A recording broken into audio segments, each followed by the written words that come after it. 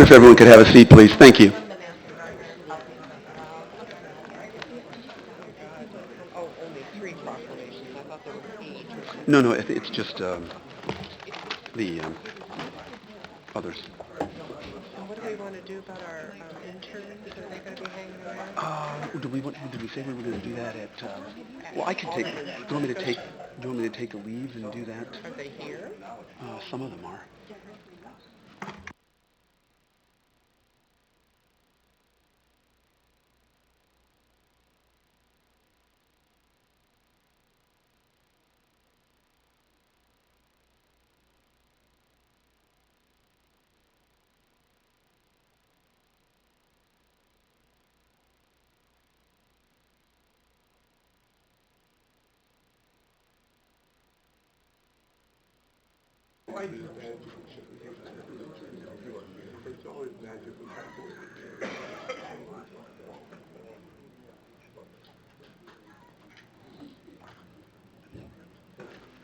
Thank you very much. I wonder if everyone could stand for a pledge of allegiance and a moment of silence. Thank you.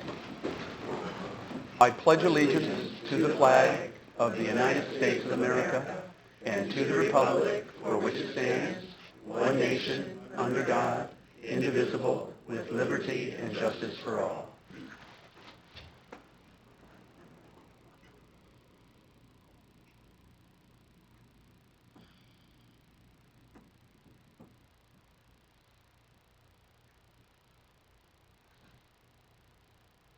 Thank you. Madam Clerk, would you please call the roll? Alderman Lauer, Here. Alderman Sage, Here. Alderman Mulway, Here. Alderman Burgess, Here. Alderman Painter, here, Alderman Schmidt, here, Alderman Black, here, Alderman Hallman, here, Alderman Fruin, Here. Mayor Renner. Here. Thank you very much. We're actually going to start with International Understanding and World Peace Week. We're starting with proclamations. And let's see. Is Surinder Sethi here, please? He's not, but I will go ahead and read the proclamation.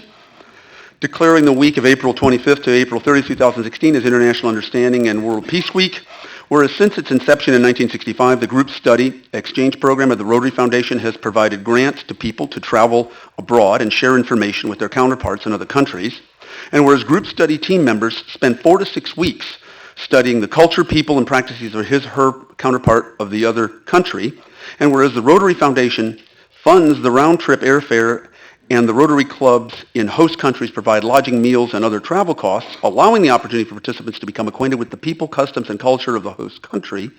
And whereas this year, the group study exchange team, consisting of the following members from Romania, visiting our area from April 10th to April 30th, 2016, studying our country's institutions, economy, and culture while observing how their own professions are practiced here. And they have Paul Corbanu, Petrovici Jasmina, Nitu Mirso, Balaj Karina, and Belasu Alexandru. I, Tari Renner, I, Tari Renner, Mayor of the City of Bloomington, do hereby proclaim April 25th to April 30th, 2016 as International Understanding and World Peace Week. And thank you very much, and we'll make sure that this proclamation gets to where it needs to go. We next have declaring Building Safety Month, and I believe, Tom Daberreiner. I think, Tom, you're coming forward. Come on down. Yeah.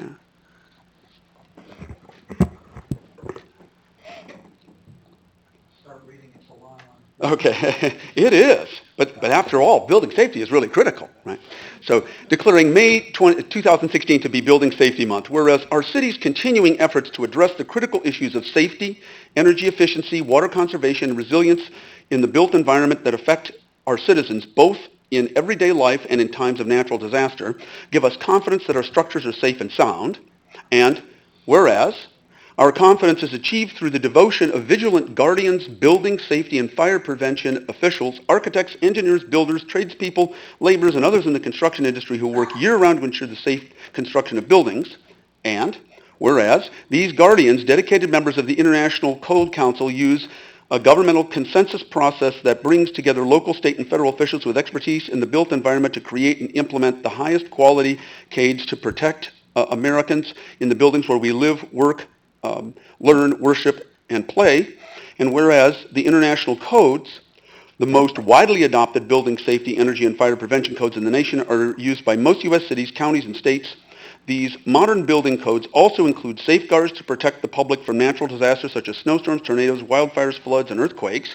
And whereas Building Safety Month is sponsored by the International Code Council to remind the public about the critical role of our community's largely unknown guardians of public safety, our local code officials, who assure us of safe, efficient, and livable buildings, present company included, right? And whereas building codes driving growth through innovation, resilience, and safety is the theme for Building Safety Month 2016 to raise awareness of the importance of safe and resilient construction, fire prevention, disaster mitigation, water safety and water conservation, energy efficiency, and new technologies in the construction industry, and recognizes that countless lives have been saved due to the implementation of safety codes by local and state agencies. And, last whereas each year, in observance of Building Safety Month, Americans are asked to consider projects to improve building safety and sustainability at home and in the community, and to acknowledge the essential service provided to us all by local and state building departments, fire prevention bureaus, and federal agencies in protecting lives and property. Now, therefore, I, Tari Renner, Mayor of the City of Bloomington, do hereby proclaim May 2016 as Building Safety Month. Thank you so much, Tom.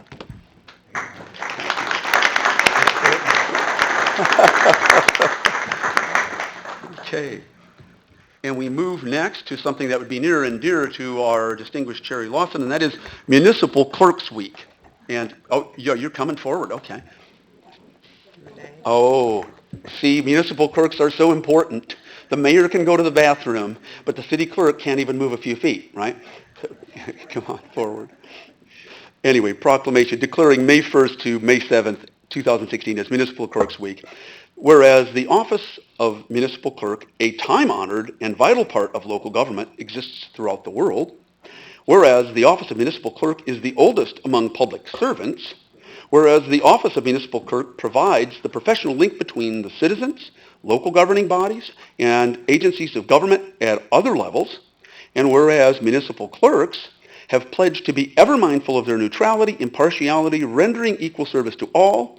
And whereas municipal clerks continually strive to improve the administration of the affairs of the office of the municipal clerk through participation in education programs and professional organizations.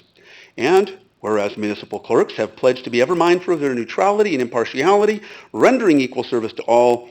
And whereas it is most appropriate that we recognize the accomplishments of the office of municipal clerk, and whereas municipal clerks try to keep the mayor honest. Oh, that was my editorial comment, sorry.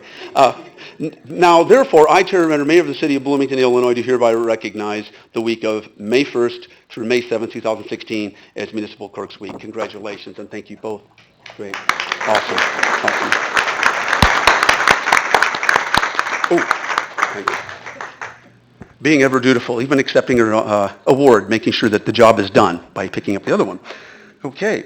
Next, we have some reappointments of people. If you are in the audience, would you please all stand and remain standing to be recognized? Reappointment of Michael Kerber to the Cultural District Commission. Michael, are you here? Reappointment of Van Miller to the Library Board of Trustees. Van, are you here? Appointment of Kyle Silver to the Sister City Japan Committee. Okay. Appointment of Alicia Henry to the Library Board of Trustees. Alicia's here. Yeah, 100% attendance for you. Okay, thank you.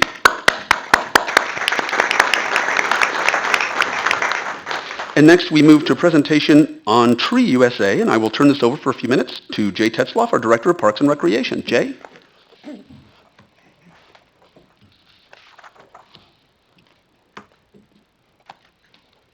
Good evening. Thank you for letting us have a little time tonight. I'm actually going to have Assistant Superintendent of Parks Maintenance, Dave Lamb, give our presentation tonight. He's the one that oversees forestry more than anyone else, and I wanted him to have a chance to really show his passion to you and tell you all the stuff that we do to earn the 29th year of existence of Tree City USA. So thank you again for the time. Thank you. Mr. Mayor, Mr. Hales, how are you tonight? Thank you for having us up here to talk about our 29th year as getting the Tree City USA recognition from the National Arbor Day Foundation. This is a national recognition. It's a national program that doesn't tell you how to run this. So, How'd I hit it? Oh, that one, okay. National program that provides a framework for community forestry management across the United States. You probably see these signs everywhere, Tree City, USA. Some of the things that are required to become a tree city is four major things. One is a tree board or department. The way City of Bloomington's set up, that's the Parks and Recreation Department.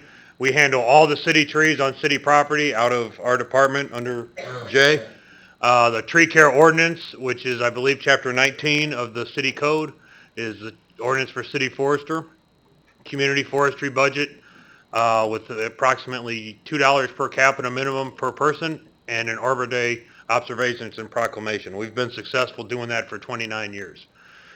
Some of the benefits to Bloomington of being a tree city and the benefit of trees in general is reduced costs. Everybody knows about that. Energy savings. You know, we talk about how a tree, you know, makes a sidewalk buckle and stuff, and it costs $100 to replace the sidewalk, but that property owner probably receives up to a $300 energy savings on their bills because of that tree, in retrospect to that. So I think sometimes we tend to forget about that as we move through this. This is our department here, how we're structured in the forestry division. Jay Tesloff is our director. Robert Mays is the superintendent of parks. I'm David Lamb. I'm the assistant superintendent of parks. Will Jackson is one of our foresters. Greg Winterland is our other forester, and Steve Connor is our lead forester, and he's here tonight, and I'd really like you to come up, Steve, if you would. I'd like you to come up. Okay, come on up for a second. Steve, yeah.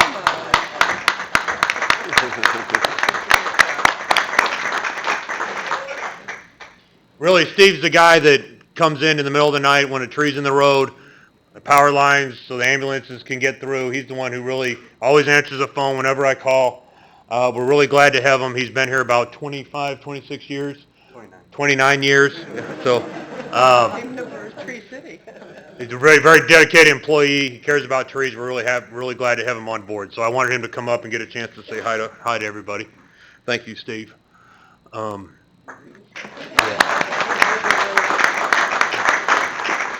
Moving forward here real quick, and I know we got limited time. In 2015, just some numbers, our division, we trimmed a total of 832 trees. We removed 692 trees. 580 of these trees were ash trees due to emerald ash borer.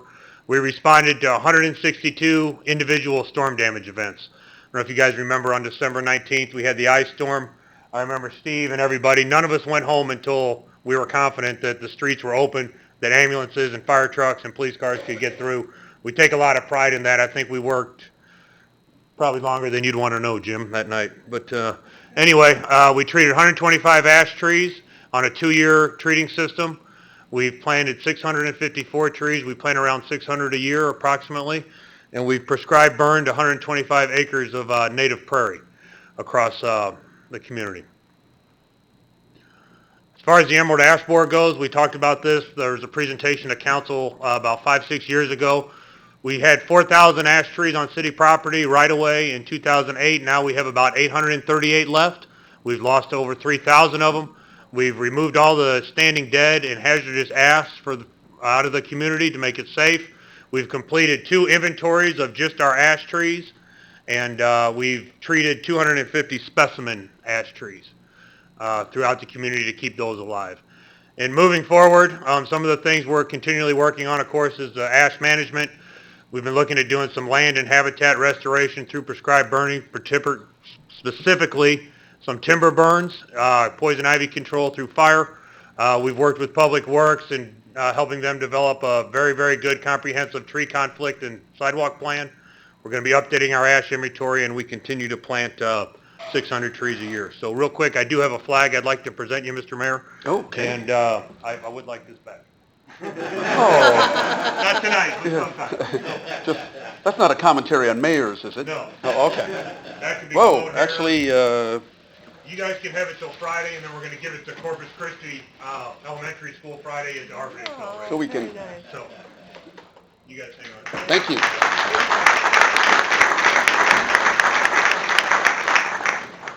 Thank you for giving us this time. Sure, thank you. As I'm trying to fold this, actually, oh, Give it to Mom. okay. We do, actually, and you're kind of on the next piece of this. I wonder if we could have the Distinguished Illinois Wesleyan University interns, come forward and come to the podium. We're taking leave of go ahead. Lane, Alex, come forward. Anybody else who's participated in the program with us today? Okay. Okay, and I think as soon as Alderwoman Schmidt finishes folding this wonderful flag, she has some gifts. We didn't want you to go away without something with our logo on it. And the other 3 interns, they're out of luck. Thank you for all you've done. Thank you. No, I will get these to Karen and say to them. Thank you. Okay, we're going to move right along to our consent agenda. Are there any items excuse me, I'm sorry, we didn't do public comment. All right, we're doing public comment. And everybody has up to 3 minutes, and just so that people understand, if you really want to engage in conversation or direct problem solving, come to my mayor's open house. We have it from 4:30 to 5:30 every Friday before regular Monday city council meeting. So essentially people can come up and say whatever they want. We don't engage in dialogue, but if you want to engage in dialogue and you want problems solved on the spot, if possible, please come to the open house Friday before Monday meetings. At this point, you have up to 3 minutes, and we have 11 people. I'd like us to make sure that within our 30 minutes, everybody can get a chance to speak. So if you don't need your whole 3 minutes, would you please not take your whole 3 minutes? So I'm going to read these in groups of 3. If you'll be prepared to come up so we can handle this again as expeditiously as possible so that everyone can get a chance to speak this evening. We're going to start with Patricia Martin, then Rich Buchanan, and Chris Hubbard. Patricia, and we'll start the clock as soon as here. Okay. Thank you. So we're in the process of choosing a new Bloomington Library director. And it was fascinating to watch the procedure at a reception last Friday afternoon in the library community room for the 2 women and 2 men who are candidates. And moreover, to see the changing dynamics as we, the city officials, trustees, and concerned community members, mingled and talked with them during the hour that we were there. There was tension, yes, but also excitement. So the next process is to choose, and to choose correctly. And can we afford to make a mistake? No. The library is too important and complicated an institution to deserve careless or inappropriate treatment. It needs work and help and careful attention. It also needs understanding and compassion from those who run it, especially the ability to perceive and understand the differences in the various populations that use it. Its administrator must also have a strong business sense and persistence too, lots of persistence, so we can get the much-needed expansion program going again after far too many delays.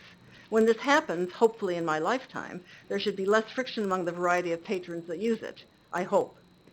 Moreover, the final choice of director, as well as decisions as to the appropriate functioning of the library, should be made by the citizens of Bloomington.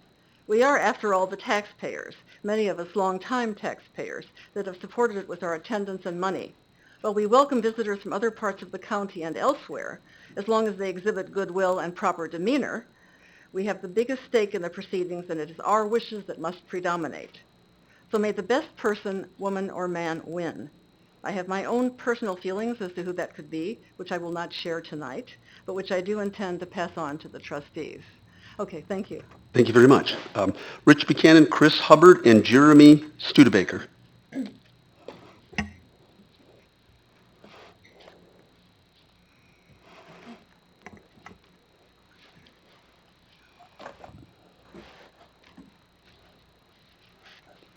Pardon the slow pace, but I don't recommend anybody have surgery in the ball of their right foot and still try to watch and walk. So I was hurrying, actually.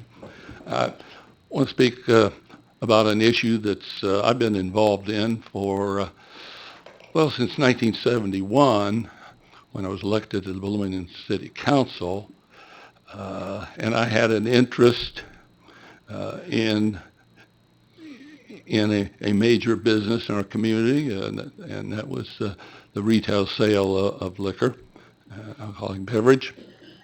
And I really did enjoy that. I was and am a non-consumer of alcoholic beverage, but I have to say that as I contrast the quality and level of competence of ownership and operation of licenses now, and I'm mainly talking about the license that allows for consumption on the premises, but not so. The quality of ownership and the seriousness is probably 500% improved over what I experienced in the 70s. And I was on the council from 71 to 77, then moved to mayor from 77 to 85. So I was mayor and chairman of the Liquor Commission in 81 and 82 when we addressed the rates, and we did our due diligence in that way, and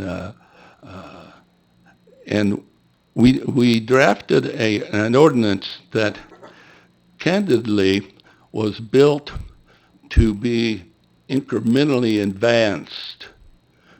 Former mayor and then liquor commissioner Steve Stockton put together a really, really effective ordinance that would have made it simple to understand. Now, best of my knowledge, I'm not aware of increase in liquor licenses, certainly not since 1982. But I don't remember the last time they were raised. And the liquor licenses they don't generate massive amounts of revenue, but the need for extra patrols and that type of thing is very significant. And candidly, any license fee not raised since 1982, I have a hard time building a case against it. So I would be supportive of it. Thank you very much. Again, next is Chris Hubbard, and then Jeremy Studebaker, and then Elton Franklin. I was going to say thank you for your time. Chris Hubbard, I am co-owner and general manager of Cheeks Bar and Grill in Bloomington, and I've been an active member of Bartow since 2007. First, on behalf of every gaming machine operator in the city, we respectfully ask the mayor and anyone else to cease from publicly announcing that the gaming machine operators have a license to print money. We believe this misgiving creates a danger that could put every gaming machine operator at the risk of being victims of criminal activities such as being robbed or burglarized or even worse. It jeopardizes the public safety, and the unfounded and inaccurate statement places our profession in a bad light and potentially puts us at odds with citizens and communities, resulting in the potential and inability to operate our businesses. And thank you for your cooperation on this matter. There's been a significant focus on the cost of liquor license and who pays what and how long it's been since fees were raised. Regardless of how long or what the actual amount is, the numbers are, at this time we oppose any increases. And here's why. We have asked several important questions both to the Liquor Commission and publicly via the media, searching for answers to the cost and rationale behind these increases. We have not received any answers. I would request at this time, for the record, to submit a copy of the statement made to the Liquor Commission by Bartow on April 12, 2016 that notes these inquiries. There should be a copy for everyone.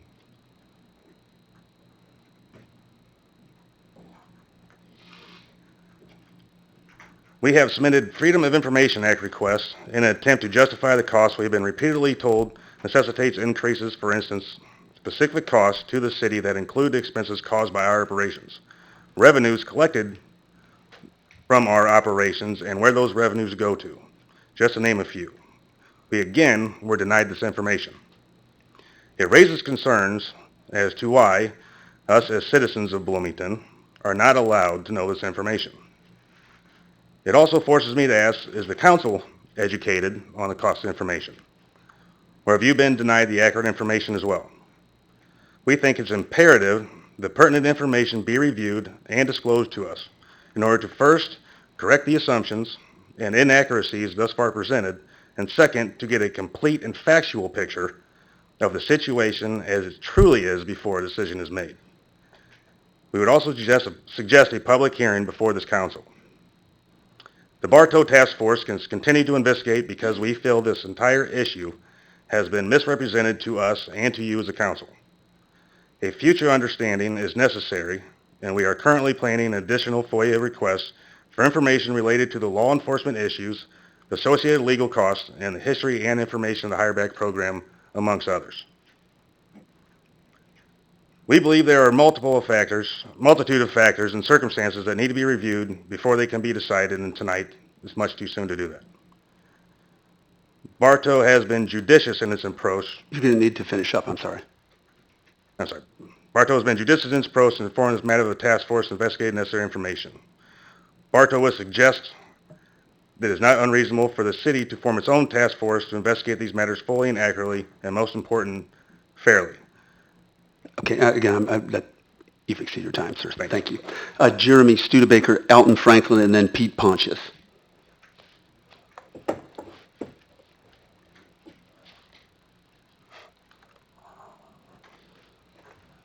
Hello, my name is Jeremy Studebaker, and I'm here on behalf of Mid-Central Community Action regarding the proposed transit route for Connect Transit that they are going to change. Now, I realize that this is going to be helpful for a lot of the riders as far as decreased times of waiting and things of that nature. However, it's also going to be very harmful for some residents in the community, especially those who utilize services on the West Washington corridor of West Bloomington.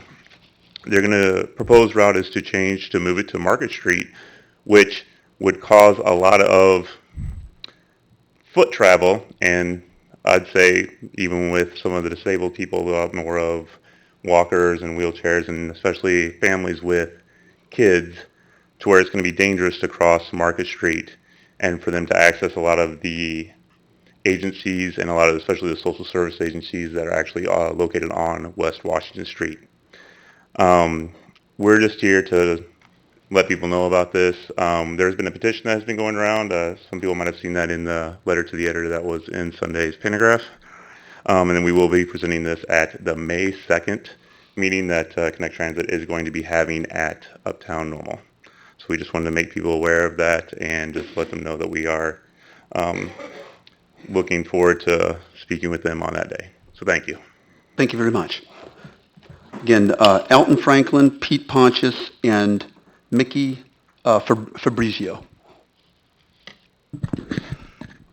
My name is Alton Franklin, and I live at 508 Patterson Drive here in Bloomington. And as always, there's a lot of things going through my mind, but there's a couple that just kind of pop up. It just doesn't seem fair to me. I'm not a non-consumer, but I'm a very light and very infrequent consumer of adult beverages. At the same time, I've got friends who do imbibe from time to time, and this is just another shot that I've heard more than a few folks say, just reaching back into our pockets again, any place you can, because the bar owners can't absorb that cost. Simple point of fact, they're in business to make money. The city is not. The city is supposed to provide services and do so in an equitable manner. If you forgot to adjust your prices for 25 years, you're not going to stay in business very long unless you're a government. If all of a sudden you slam the price through the roof. It's inappropriate, it's unwarranted, it's unfair, it's wrong. With regards to the changes in the transit, it doesn't seem like there was very much thought given to it outside of potentially operational efficiencies. Certainly the people weren't considered from my perspective in looking at the changes that happened. The one big one, as the gentleman alluded to before, is Market Street. I am a father, and I'll tell you right now, the streets that I had to cross weren't near as busy as Market is. And point in fact, if there were, it would be a real burden. So I think the idea of attending that public meeting, that public hearing, and more than that, I hope that the folks who are on the other side of the podium take a different tack than this council, which is to say, I hope they listen, and I hope they act on what they hear. I noticed going through the agenda tonight, again, we're getting back into the, well, let's just go here. Item M is waiving the bidding requirements and approving a contract. We've got another one where we're paying half as much as we're paying for the insurance to have them tell us how to make our costs lower. Again, that doesn't seem appropriate, and again, it seems wrong. Folks, you're not just put there to represent the public. You're put there to think. Do a little bit of thinking and spend some time. I think the International Understanding and World Peace Week is a great thing. The one thing that I would like to see is some of the people step down out of their ivory towers and see how the real folks live. You might get a different perspective. Thank you. Thank you. Pete Pontius, Mickey Fabrizio, and Gary Lambert.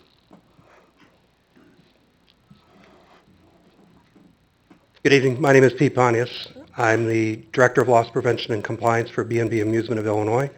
We're a licensed terminal operator in the state of Illinois, and we primarily focus on large corporate truck stops, such as the Pilot here in town.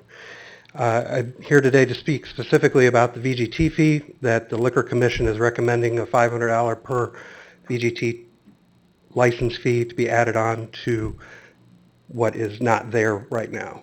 When the ordinance was originally voted on back in 2012, the council at that time did not take the precedent to put a fee on the VGTs, and now you're set to add a significant fee of $500.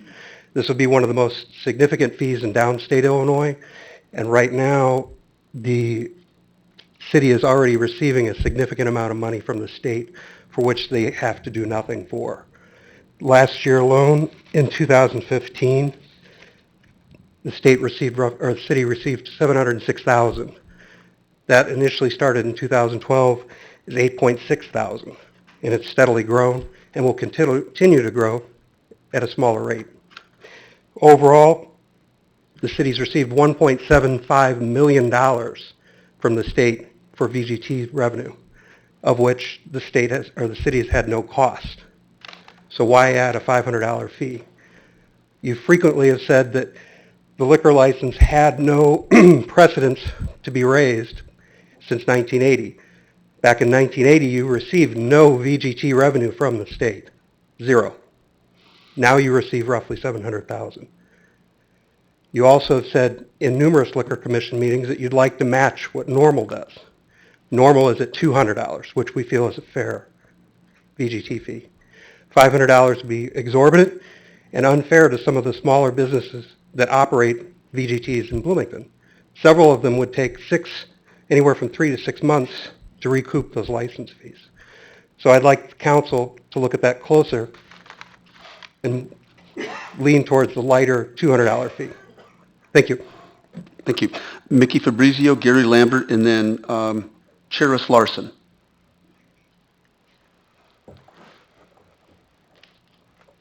Good evening. My name is Mickey Fabrizio, and my husband and I own Killarney's Irish Pub in downtown Bloomington. I am a member of the Bartow Task Force. We have been denied document information that would substantiate the need for an increase in license fees and additional fees associated with gambling machine operations. What we have been provided with is repeated statements, unsubstantiated, I might add, that requires us as a group to reimburse the city for legal and law enforcement costs, and that simply because our business makes a profit, we must pay what amounts to an additional tax on that profit. The unreasonableness and illogic of that is obvious. I am curious what other local industries, business, or individuals have been singled out in a like fashion. None that I'm aware of. It seems discriminatory to target our business. Law enforcement and legal costs are typically the responsibility of the party or individual who's determined guilty as a result of a violation. For instance, reimbursement to the city through fees and core costs for a guilty party includes, but not limited to, fees to the city clerk, fees to the state's attorneys, fees to the court systems and services, fees to the city, and fees to the Bloomington Police Department. To attempt to increase license and to justify it by stating that there is an expense due to our business to reimburse the city and taxpayers for legal and law enforcement costs seems without merit and blatantly without evidence. These costs and expenses are already paid for. Why should it be the responsibility of liquor license owners to pay additional costs for irresponsible activity of an individual who loses control? The fact is that those responsible are already paying the fees and the cost to reimburse the city.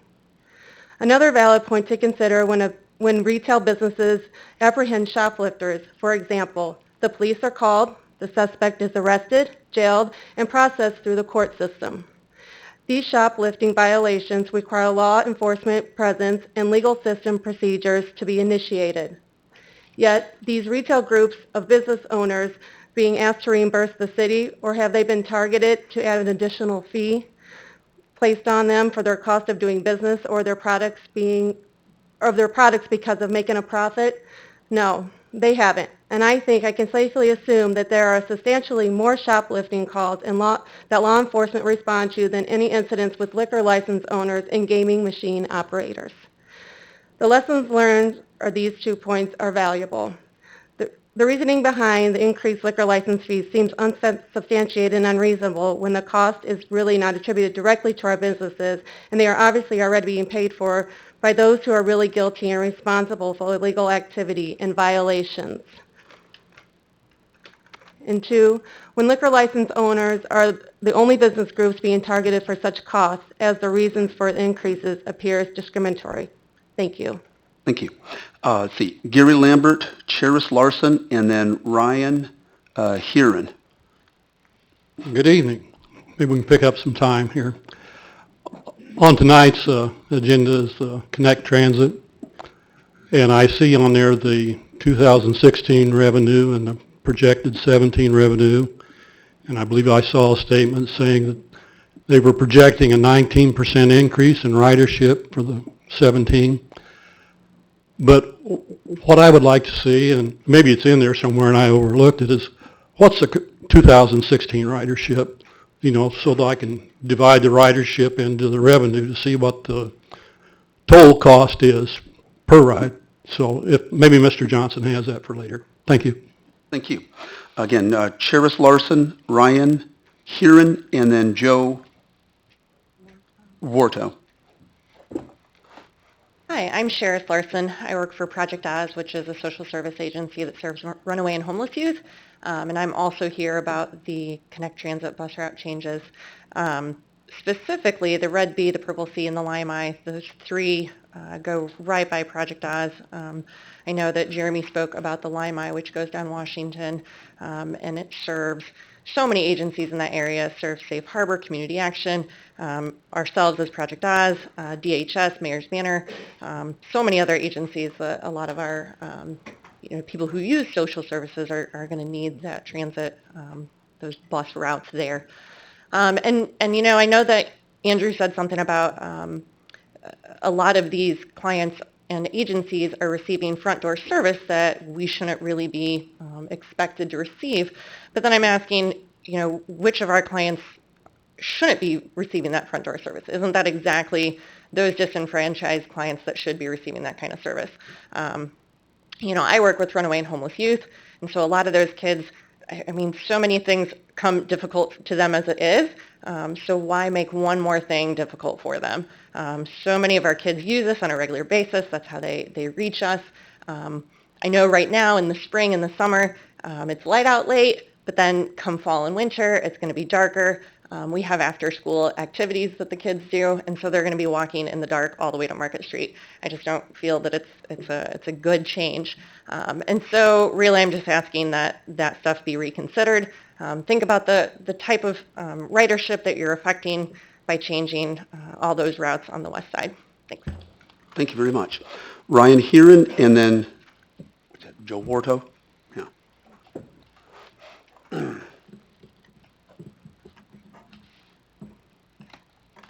Hi, good evening. My name is Ryan Herron. I'm the director of the Tool Library and a board member of the West Bloomington Revitalization Project. I just wanted to address the council tonight on behalf of the Tool Library regarding the Connect Transit proposed changes with the loss of the routes of specifically the Lime-I on Washington, but also the Red Line as well. I think some of our peers with Mid-Central Community Action, Project Oz, and others have spoken towards the loss of services for those disenfranchised residents. But I also want to bring up the Tool Library has a vision of redeveloping the West Side, both for the residents and helping empower them to revitalize their homes, their neighborhoods, where they live. And the loss of the Lime-I to Washington really will take away from what we're trying to accomplish on the West Side. This front door service allows us to expand our reach not only to West Bloomington, but to the city of Bloomington as a whole. We have over 900 members across Bloomington Normal, and we believe that Connect Transit is a partner in bringing the community to the West Side, to the Tool Library, and to the other businesses and social services that are vital to the revitalization of the West Side. So, thank you. Thank you. Again, last but not least, Joe Wardo.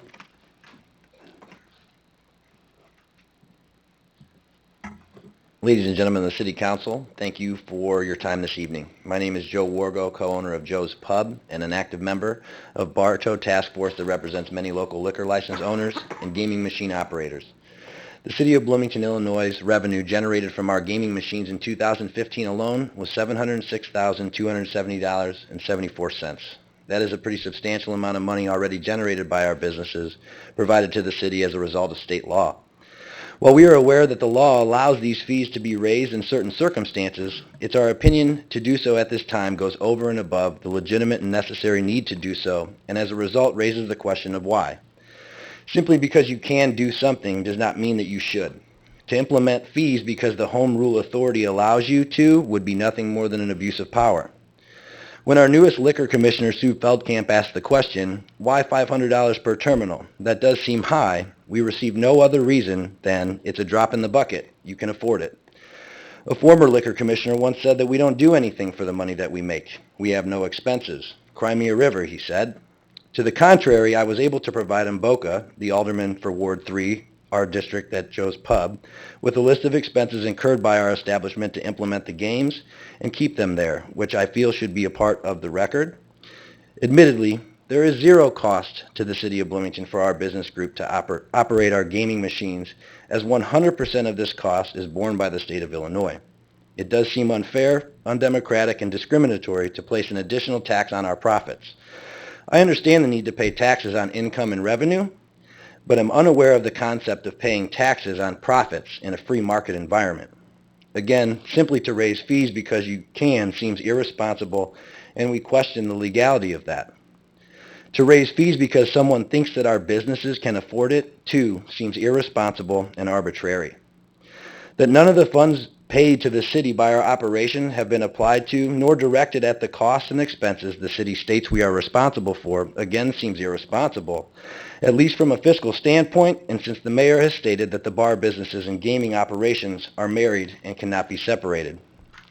It seems that the most judicious and responsible thing to do would have been to apply those funds generated by those fees to any costs and expenses that the mayor says we are responsible for first, before taxing us again. And finally, it is interesting to note, from a social standpoint, that we would be penalized or taxed and have those funds earmarked to pay for fire and police pensions when our profits have been labeled the result of a proliferation of gambling vice, yet perfectly acceptable to fund pensions, and again that our businesses have been targeted to pay more and be more responsible than other groups, businesses, or individuals, and we see that as discriminatory. We would kindly ask that the issue be reviewed more thoroughly and reevaluated by this council when more facts and data can be obtained. Thank you for your time. Thank you. Okay. We're going to move right along, and we have the consent agenda. Are there any items that any member of the council would like to remove from the consent agenda? Alderman Brooks. Sorry, 7H. 7H. Any others? 7G. 7G, and 7H. Is there a motion to approve the consent agenda as presented with the exception of 7G as in George and H as in Hill? So moved. Moved by Alderwoman Painter. Is there a second? I'll second that. Second by Alderwoman Schmidt. Discussion, comments, Jim? Thank you. With regard to the consent and regular agenda, I have not received any monies or financial benefits from any of the individuals or organizations referenced in these specific agenda items. Thank you. Okay. And you can go ahead and, if we go ahead and vote, start the vote, excuse me. Okay. The motion carries 9-0. There are no nays to announce, Madam Clerk. All right, moving right along, we're going to go ahead and begin a public hearing. Oh, I'm sorry. Yeah, that's right. Right. 7G, sorry. Nice try. 7G, let's see, if we go in order, I think I'm just doing it alphabetical order. F, G, and you pulled H. Jim, 7G? Thank you.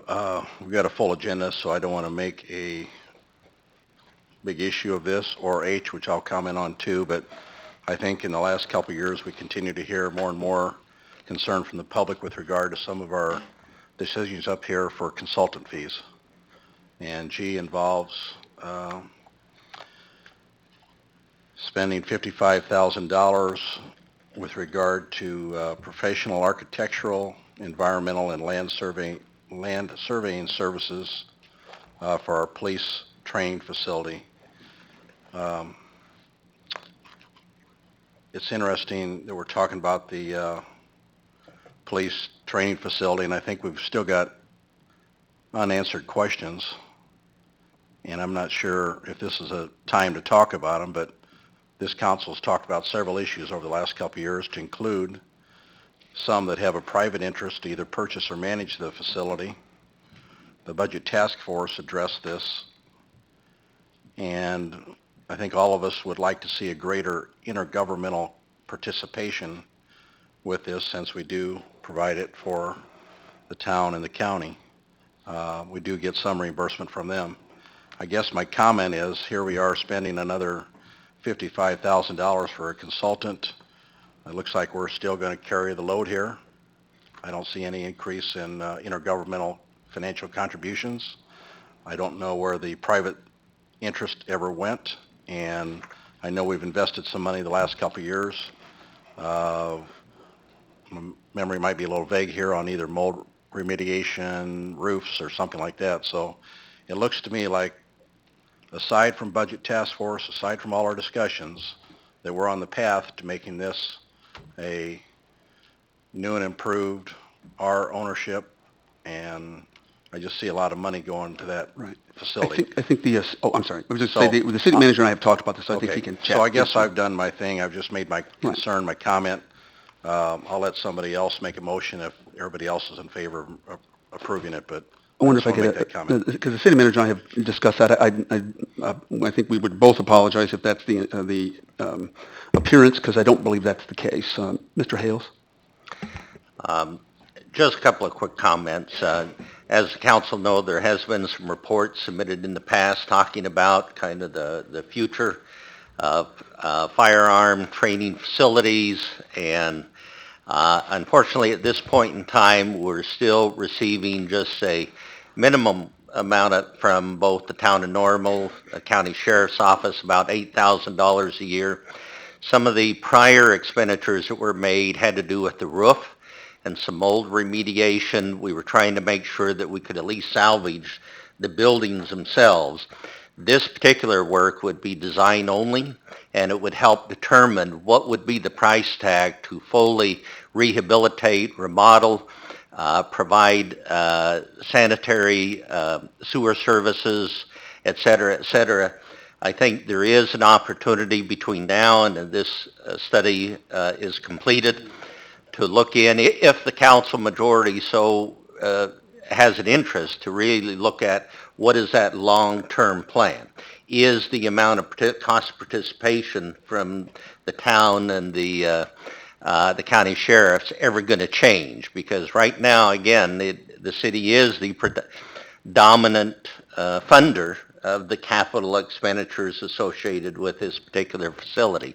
But unless we do the design work, we really won't know what more has to be done. And that's kind of the purpose here, to make sure we have that idea, so. Thank you. Thank you very much. Okay, is there a motion then to approve as presented? No. Okay. Oh, okay, all right. I was going to say if it dies as a second, moved by Alderman Milawambo, is there a second? Okay. I guess it dies of a second. Okay. All right, we move right along to item 7H, and I think I know the reason why you want to recuse yourself, Alderwoman Burgess. We don't have a motion. Yeah, no. No second. Okay. Alderwoman Burgess, I'm assuming you want to recuse yourself. And is there someone who's willing to make a motion and a second on item 7H? I'll make a motion we approve as presented. Moved by Alderman Black, is there a second? Second. Second by Alderwoman Howman. Any discussion? Seeing none, then if we'll go ahead and vote. Oh, I'm sorry. If you'll allow me, I'll make the same speech. Public concern with our approval of multiple consultant actions. So H is with regard to professional engineering, land surveying services, demolition of the City Hall Annex, which for the benefit of the audience is the building that's immediately behind City Hall here.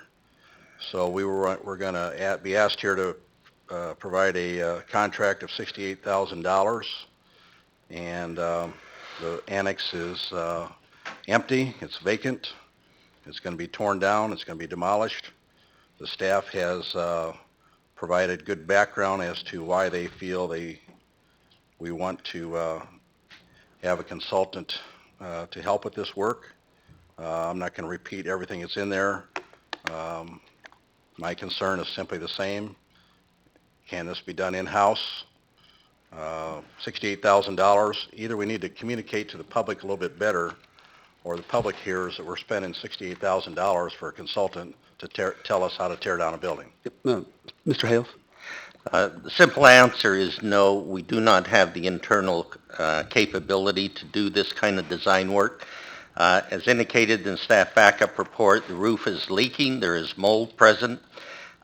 We also should be adhering to our own ordinances. This is a building that really should be condemned. We do have some very important fiber optic cables that need to be relocated, and even the demolition itself is going to require some retaining walls. So this is really a hazardous building situation that needs to be remedied, which we believe should only take place through a properly designed program that will include plans, specs for the demolition, and any retaining walls necessary to kind of shore up what will be remaining. But it is a hazardous, dangerous situation for our employees. We don't want them going in here, with the mold situation. So for safety reasons and for the other things mentioned, this is a very legitimate cost that our city staff just don't have the expertise to perform. Okay, thank you very much. Is there a motion to approve? Oh, I'm sorry.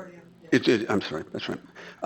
And anything else? Okay, so then an aye is a motion to approve this as presented. The motion carries 7-1. There's one nay to announce, Madam Clerk. Alderman Fruin. Okay. Thank you very much. I wonder if someone could get Alderwoman Burgess.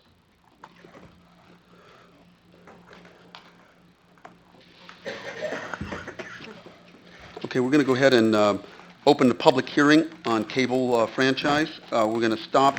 I'm going to formally open this public hearing and going to turn it over to Mr. Hales and Austin Grammer. I think you're going to give us a little bit of background on Metronet.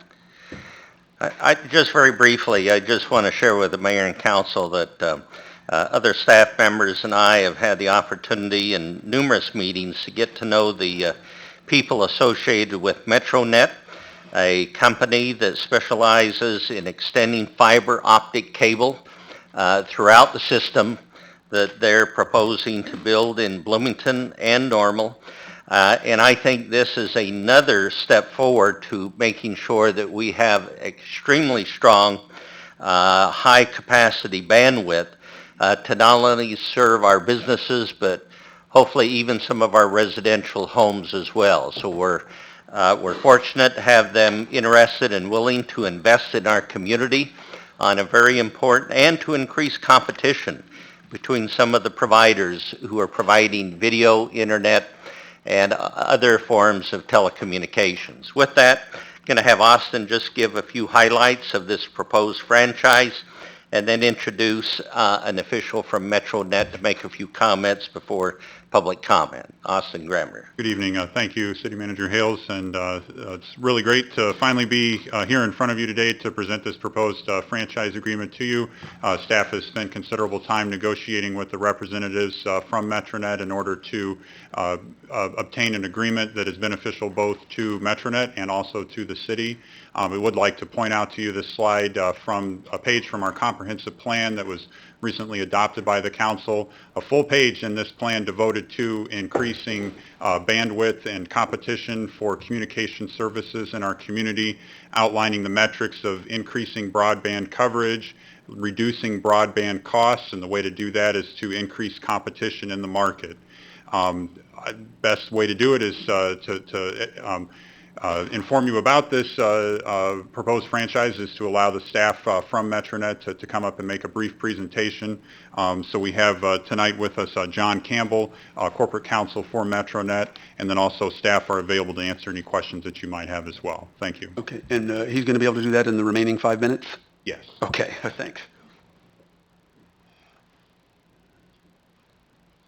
Good evening. I want to note just at the beginning, it's really hard for me to be very brief about MetroNet. I get really excited, but I'll try to go quickly. So MetroNet is an Evansville-based fiber-to-the-premises company, meaning that we provide voice, video, and high-speed internet to business and residential consumers. Each of them gets a dedicated fiber connection. MetroNet has been in business since 2005. Currently, our fiber networks pass 147,000 homes and businesses. We currently have 48,000 customers. We also pride ourselves, in addition to providing high-level fiber services, to providing excellent customer service. Our company motto is passion to serve. Now, in terms of residential consumers, we'll be offering incredibly high-speed internet service packages going all the way up to a gigabit. We'll also be offering very robust Internet Protocol television with crystal clear pictures, as well as a fully robust lineup of cable television products, including whole home DVR, VOD, and TV Anywhere. Additionally, we'll also provide very reliable fiber phone service. From a business standpoint, our products and services cover the entire waterfront. We have literally services that address the needs of all businesses. For small and medium-sized businesses, we offer unique products like a hosted PBX solution that's both affordable and also scalable. For more sophisticated businesses, we can offer products like wide area networks, both on-net and off-net, and also include fiber and security services. Finally, for the most sophisticated and highest level companies, we can do dedicated fiber builds in addition to offering carrier class high capacity circuits. Lastly, the fiber optic network that we're proposing to build here is literally world class and will provide great benefits to this community now and well into the future. After we complete our network, the city of Bloomington will be one of the few communities in the United States that can actually designate itself as a gigabit community. This will provide a tremendous economic development tool to attract new businesses, keep existing businesses, and cultivate the right environment for startups. Additionally, our fiber network is future-proof, meaning that we can increase our bandwidth to meet needs now and well into the future. This allows us to provide leading-edge services like telemedicine, distance learning, smart home, and smart city initiatives as they become available. And best of all, we're privately funded. This network will be built exclusively with our dollars. Additionally, and probably most importantly, we will introduce true competition into the marketplace. If Bloomington's like any of the other 25 communities that we serve, two things inevitably will happen. Number one, the incumbents' prices will come down, and number two, they'll provide better customer service. We think those are both greatly beneficial to the community. So I appreciate your time, and we very much look forward to the opportunity to serving the city of Bloomington. Thank you. Okay, thank you very much. At this point, we will open this up for public comment. Is there any public comment on this agreement? Elton, okay, come forward.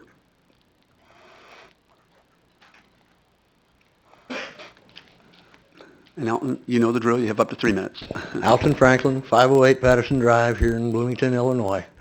I know a little bit about IT. I've been doing it for a little better than 35 years now. Cut my teeth on networking and done quite a bit in the wonderful world of WAN, MAN, LAN, just about any kind of AN you can think of. When it comes to things, though, when I hear words like franchise, I find it a bit disturbing because that doesn't sound to me like something that's going to increase competition. The other thing is that it's really swell. Gigabit sounds just absolutely wonderful. Point in fact, you're buying a 5-foot hose to water a 3 square foot garden. You can already do smart city, smart home. They sell the stuff over at Lowe's and at Home Depot and Menards. Most of this other stuff, don't get me wrong, I'm all for more bandwidth, but I haven't heard a single dollar amount. It's all well and good to hear that we're going to pay for every bit of it, but okay, so when you tear up the streets to drop the fiber, who's going to pay the cost of putting that back in? Who's going to pay the cost of putting up barriers so that people don't drive off into that trench? And where is this going to go? I haven't heard any of this. What I've heard is another one of the pie in the sky. This is wonderful. Just lay back and enjoy it. And no, I'm putting up a voice of dissent right now to say I need more information. And I would hope that the council will demand more. Thank you. Austin, is there someone else in the audience? Okay, go ahead.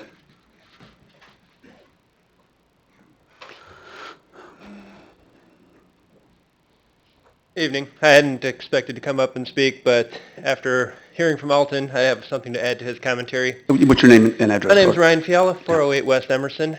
And I'm a small business owner in Normal, mind you, but I had discussions with Serbin a few months ago about installing a similar broadband network of fiber optics into my store. And there's existing cable about 20 yards from the back of my building. The cost to go underneath the parking lot from the railroad tracks, they quoted me $12,000. So it's very serious, the right-of-way costs associated with installation of fiber optic cable, so please don't take that lightly. Thank you. Thanks. Austin, anything you want to add to clarify to the questions or comments? Oh, was there someone else that wanted to speak? Who was in there? Oh, Gary, I'm sorry. Just a real quick question is, what kind of a time frame are they looking at, particularly for the residences? Thank you. Okay, thank you. Okay, and now, anyone else? Okay, we will close public comment and then just, if you wanted to respond to some of the questions that were raised by the public. Yeah, in terms of wanting to start construction, we want to start yesterday. So we are very anxious to get going. We've got construction crews lined up. We're just waiting to get the formalities cleared. And in terms of the cost, I'd be more than happy after the meeting to address any of your questions about our project or what we're trying to do here. I think at the end of the day, we're trying to introduce competition into the marketplace and provide a world-class fiber infrastructure to this community. And I think that hopefully the benefits of those two things will speak for themselves. What about any issues about tearing up streets? It is, this type of construction is naturally invasive, but we are responsible for cleaning up the mess that we make. And as you can imagine, Mayor, if we don't do a good job of that, we are not going to get customers. We're the second guy into the market. So if we leave a mess, and then we come to those same people that we messed up their yards and their sidewalks and their streets, they're not going to buy our services. So we have to be a good steward to the community. Okay. Anyone other questions? Yes. Thanks for the information. I'm just curious why you chose Bloomington. Man, I would be surprised I'm surprised by that question because you guys have an incredible community. When you start to look, we do extensive demographic work, and it's just amazing what you've got going here. You've hit so many lists in terms of quality of life, having a highly educated population, having a world-class university here. All of those things attracted us to the community. You sound like a mayor. Alderman Black. Thank you. And I don't want to lose sight of the cost there, but I don't know if maybe, what would the process be, and maybe Jim, I don't see Jim Karch back there. Oh, there, he's behind the sign, that's why I can't see him. What would the process be for kind of tearing up a street, like if you needed to install some of the fiber? Would that have to come through us? Would that be done through staff? How would that work? We've got to get construction permits, and we're actively engaged with the city engineer. And along the lines of being a good steward, we want to make sure, Mayor, that you and City Council doesn't get a million phone calls from irate people. So what we try to do is sit down with the city's team and explain where we want to build, get their ideas and suggestions on how we can best accomplish that in a way that's going to be least invasive. And just to add to that, yes, they do come to our city engineering office. We do ask that they take out a permit, which includes letting us know where they'll be working. We do have inspectors that will follow up, check on that work, and they are responsible for all costs associated not only with the installation, but cleanup, trying to restore the area. We have had, not Metronet, but we have had other companies, and sometimes you get a good subcontractor who's actually doing the construction.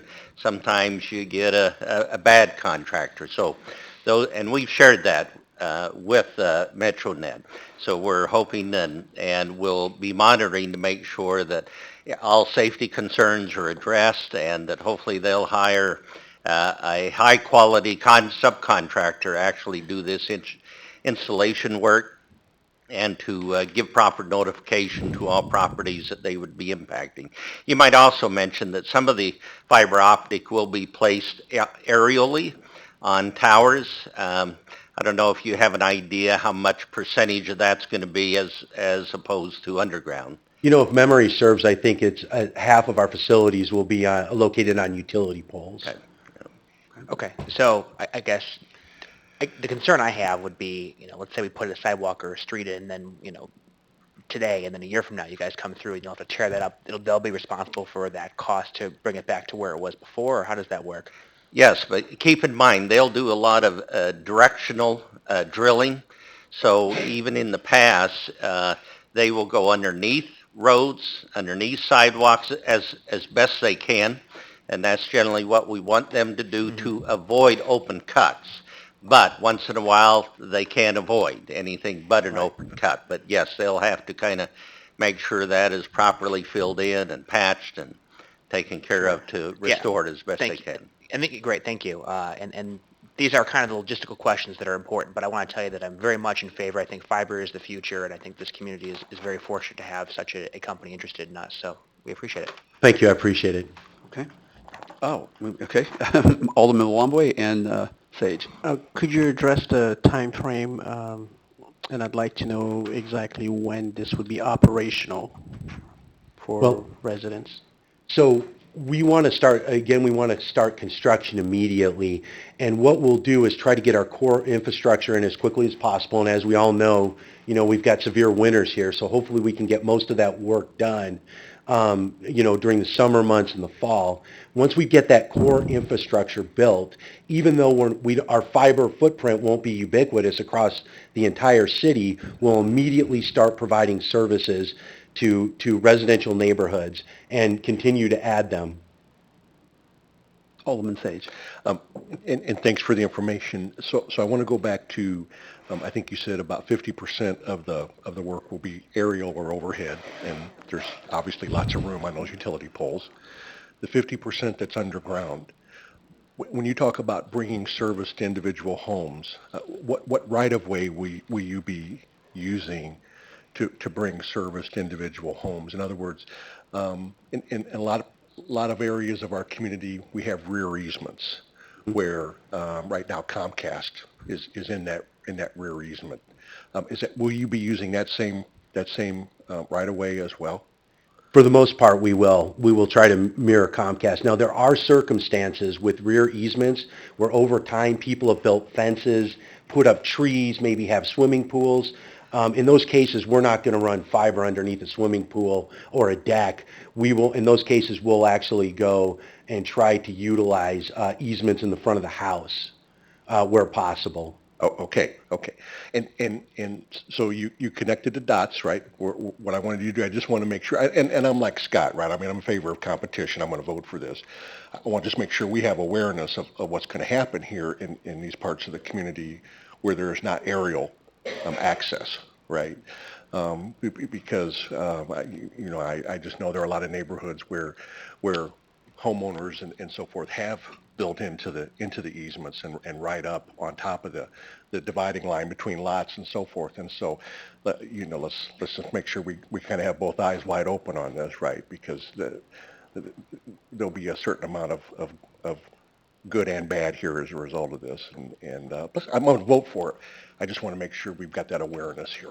Thank you. No, very good question. Thank you. Alderwoman Burgess, then Lauer.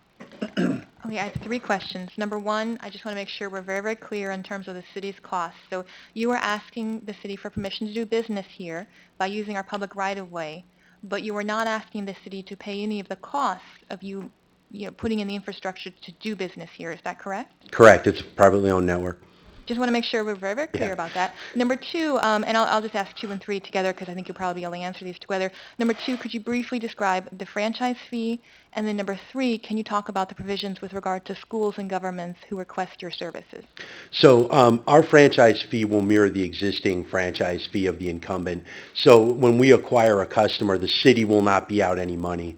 And we always want to do that. Obviously, we want to make the city happy. We want to be partners with you guys for a long time. In terms of schools, the way our provision reads is that, we've got an obligation under state law to provide service to any, I think it's a television connection to any school building that wants it, and we're certainly willing to live up to that obligation to the extent that the school, our governmental facility wants that. Kevin. Just to follow up on a couple of the other questions, you're going to be providing city or services within the city. Are you wiring into the main trunk that's coming along I-55 and you're the second provider? Is that my understanding, or do you have your own trunk line? When you say trunk line on I-55, I assume you mean kind of the backhaul network. Yes. And I think what we are doing is we're acquiring, and we're actually talking to Servant about getting backhaul. So we will utilize a third-party provider who's already got facilities in place for that, as opposed to running our own backhaul network. All the fiber within the city will be ours, and we'll build it. But to get that backhaul back to our facilities in Indiana, we'll utilize third parties. Okay, thank you. Okay. All right. Thank you very much. Thank you. And I'm going to go ahead and call this public hearing to an end. Thank you. Now we move on to our regular agenda, and item 9A is consideration of approving an ordinance ratifying the cable agreement franchise Metronet. And at this point, we still have, I think, is there another presentation here that you want to give, Austin? No, just to summarize what we found during the public hearing, the ordinance before you outlines that the council has made some different findings that apply due to the Illinois municipal law, since we're in a situation where we already have two existing franchise agreements. We've had to go through this process to have this public hearing to outline that there's a public need for the additional cable television franchise, that the right-of-way has the capacity to accommodate the equipment and infrastructure required, that there's potential disruption for existing users, that the long-term economic impact of the additional franchisee is good, and any other factors that you guys have deemed appropriate, which of course we have through this discussion during the public hearing. But again, just to summarize the points made by Mr. Campbell, that this is a 100% private investment. As the gentleman that spoke during the public hearing presented how he spoke with Serban and the excessive cost to get service to his business. While Serban, we had the good fortune receive federal grants, and everybody that they were able to hook up during the time when the grant money was available was able to get hooked up. But then once the grants are done, anybody that wants to get hooked up after that has to pay 100% out of their pocket. Serban's not going to be in the position to subsidize that. Whereas what we have here with Metronet is they're willing to make a private investment, a huge private investment up front to wire portions of the community and eventually all of the community, and then wait to receive a financial return through their customers' monthly bills. So this is a wonderful opportunity for the city. Many cities across the nation are incredibly envious of us at this position and point of time, and would love to have a service provider such as Metronet come and wire up their city at no charge to them. So. Okay. Questions of Austin? Okay. Is there a motion then? Thank you, Austin.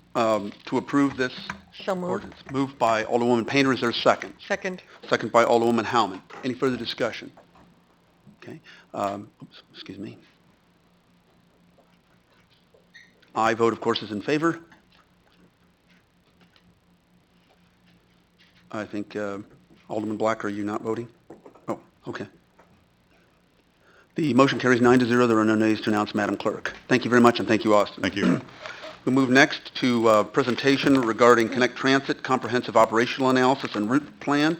And we're going to start with a up to a 10-minute presentation by Andrew Johnson, who is the General Manager of Connect Transit. Andrew, welcome. Thank you very much. I also have with me Isaac Thorne. He's our Chief Operating Officer. We're going to be tag teaming this. I do appreciate the opportunity, Mayor and members of the council, to speak tonight.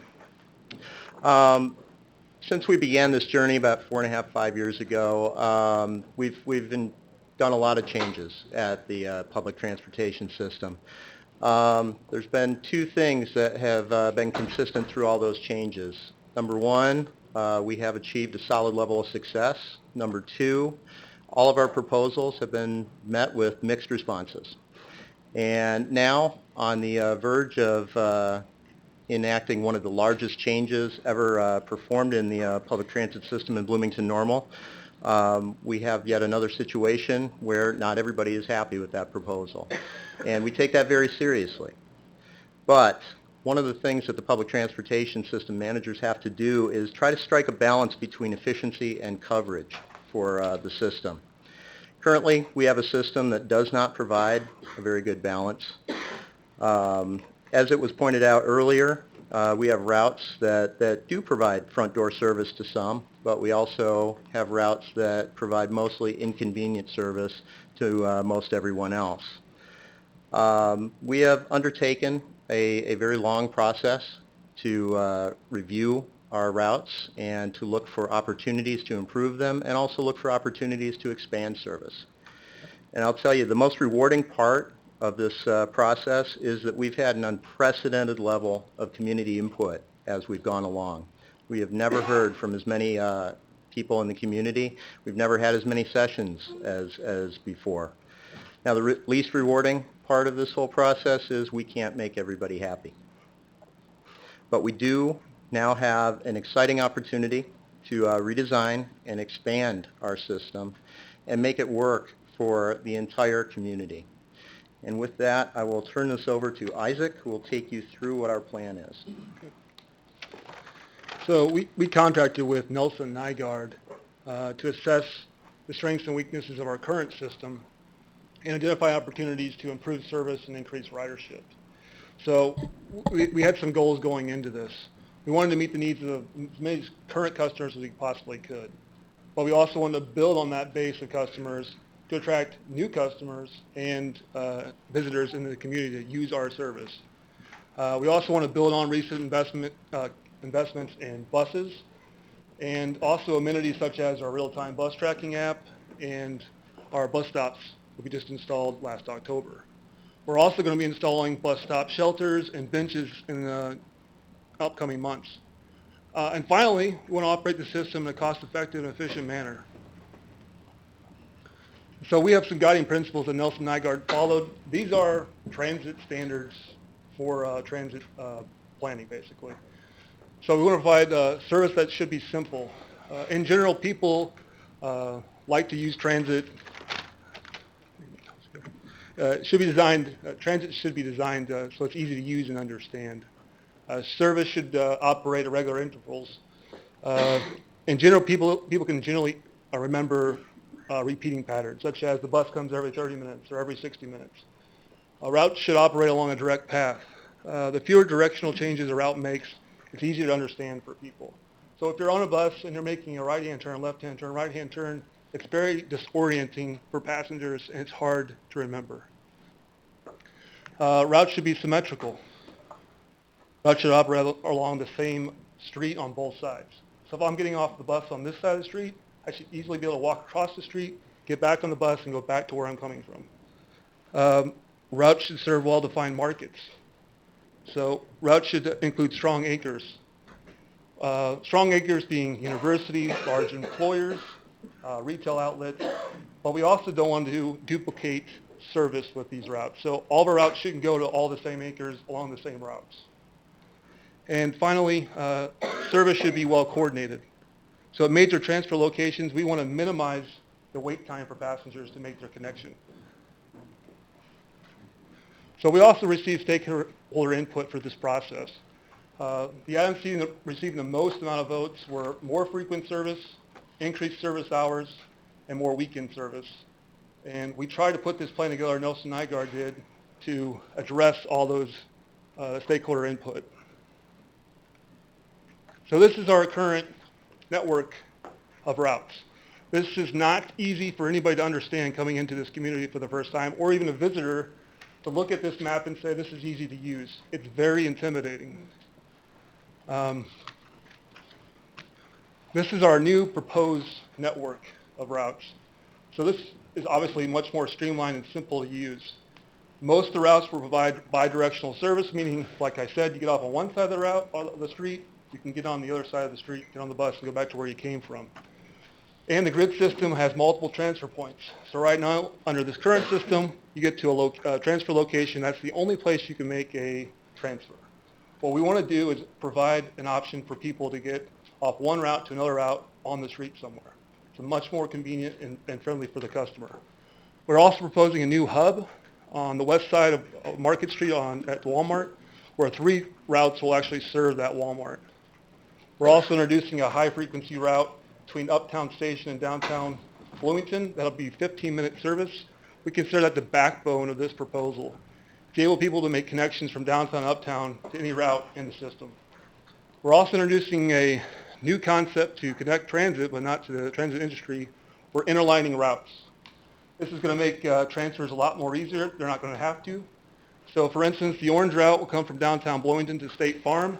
It'll transfer at State Farm over to the teal route. It's the same bus, but 2 different routes. So it's a lot easier for customers. They don't have to transfer that way. We're also introducing a 1-seat ride between Uptown Station and the airport. So anybody getting off Amtrak could then take our bus out to the airport to get on a plane, or vice versa.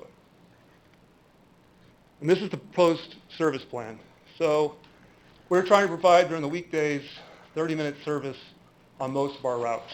And we're introducing peak and off-peak hours. So during the peak, when rush hour and traffic's highest, between 6 and 9 a.m. and 3 and 7 p.m., we're going to provide 30-minute service. And a lot of our routes throughout the day will actually be 30-minute service. And as I said, the green A will be 15-minute service. We will scale back the frequency on Saturdays. Most of our routes will be 60-minute service. Some of them will be 30. And then we're obviously happy, and the community is very happy to be able to provide Sunday service for the first time with the Bloomington Normal local sales tax dollars. So once again, we'll operate between 7 a.m. and 7 p.m. on Sundays, and it'll be scaled back on the frequency. Nelson Nygaard also concluded that 57% of our Bloomington Normal residents will have increased weekday service, and the greatest increase in service have lower household income than the McLean County average, and no disparate impact on low-income or minority residents. Now, some of the outlining areas we are proposing to eliminate service. We're happy to be trying to come up with a solution for that, and we're trying to partner with Uber and local cab company to provide a first mile, last mile solution for that, to get those people into our system from those designated areas. So those areas that are eliminating service from will be Danbury Apartments, Hilltop, Ironwood Gardens. These areas will be able to qualify for this service where we'll pick them up at their house, drop them off at the nearest stop that we've designated so they can get on our public transit service. And also, Nygaard is also estimating increased ridership of around 19% over the next 18 to 24 months. So under the new proposed routes, we'll have 14 streamlined routes providing 15 to 30-minute service. As I said before, Sunday service is being proposed from 7 a.m. to 7 p.m. And the Sunday service will cost approximately $1 million, and that's being funded from the local sales tax dollars. Now, over the next 18 to 24 months to a year, we'll be monitoring the ridership on new routes. Any service expansion, what we want to do is increase the frequency on these core routes. And then we'll also be having certain service standards that will be approved by the Board of Trustees to monitor how well these routes are performing, such as ridership on these routes, the cost per passenger, the cost per revenue hour. So we want to measure this going forward to make sure we have the right service in place. Over to you. Okay. With the little time that we have left, one of the things that's always a big question when you're making a big change or expanding service is how is that going to affect the bottom line? Starting out with our budget highlights, obviously we will have an increase in our budget from this, but I wanted to go through how it was going to affect our staffing. And the one thing I will tell you is it is not going to increase administrative staffing except for one person. That's going to be a trainer to handle the extra employees that we're bringing on the front lines. In order to provide extra service, we're going to have to hire new drivers and a couple new mechanics, and also hire some supervisors, especially since we are adding an entire new day of service, and we will have to have 7-day coverage. To look at our budget, I'm giving you the 2016 budgeted operating revenue. You'll see the large red section is the Illinois DOT money. The green is federal FTA money. Blue is the money that we receive from our fare box, from the fares people pay, also from our contracts for universal access with the universities and such, also from our advertising program. You'll note that in 2016 there is no local funding. So you see the split is basically 21% federal, 65% state, and 14% locally generated revenue from the transit system. Moving on to the 2017 budget, things changed quite a bit because of the local home rule sales tax that was put in both Bloomington and Normal's budgets. We come down to 15% of federal money. We still have 65% of state money. While the revenue generated by Connect Transit does increase, the actual percentage goes down because there is now 8% funding from Bloomington and Normal. And here's how the local sales tax money is being used. It is going to allow us to leverage extra money from the Illinois DOT. We are allotted a certain amount of money every year. Usually we leave close to $2 million of that sitting on the table. We're not going to be having to do that in 2017, so we're going to be able to provide Sunday service, and we're looking at ways to increase frequency during weekday service.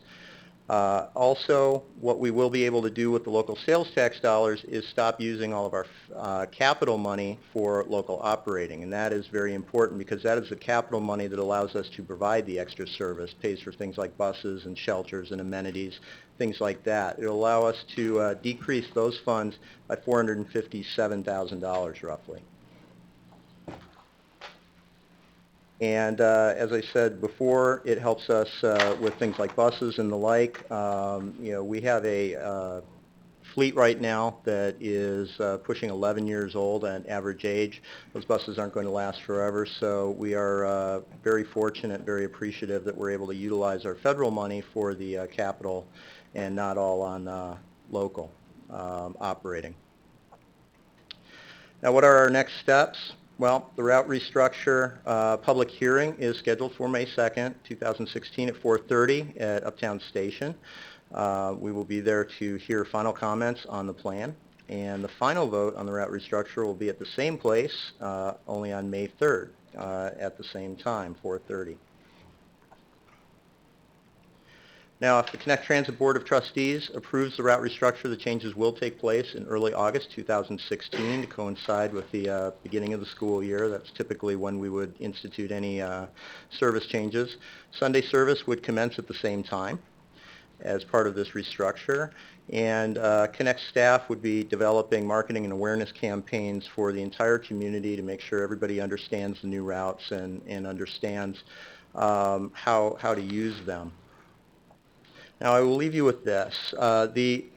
This is a big change, and we understand that, and change can be very, very hard. It's going to be hard on our staff. It's going to be hard on the community in some cases, but also it's going to be a very positive for the community.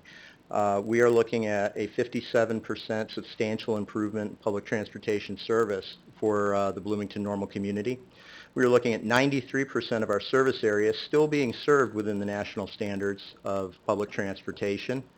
And the remaining 7% that would lose service, we are looking at a groundbreaking pilot project that would allow first mile, last mile service that will get them into the system and allow them to utilize public transportation in an almost seamless manner.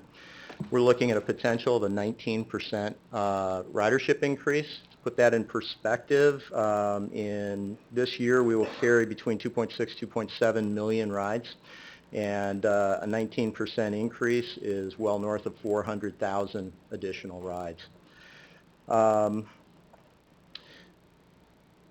Transit has been called many things, and most of them apply. Some have called it an economic driver. Others have called it a social service. It's all those things, and it's many, many more things as well.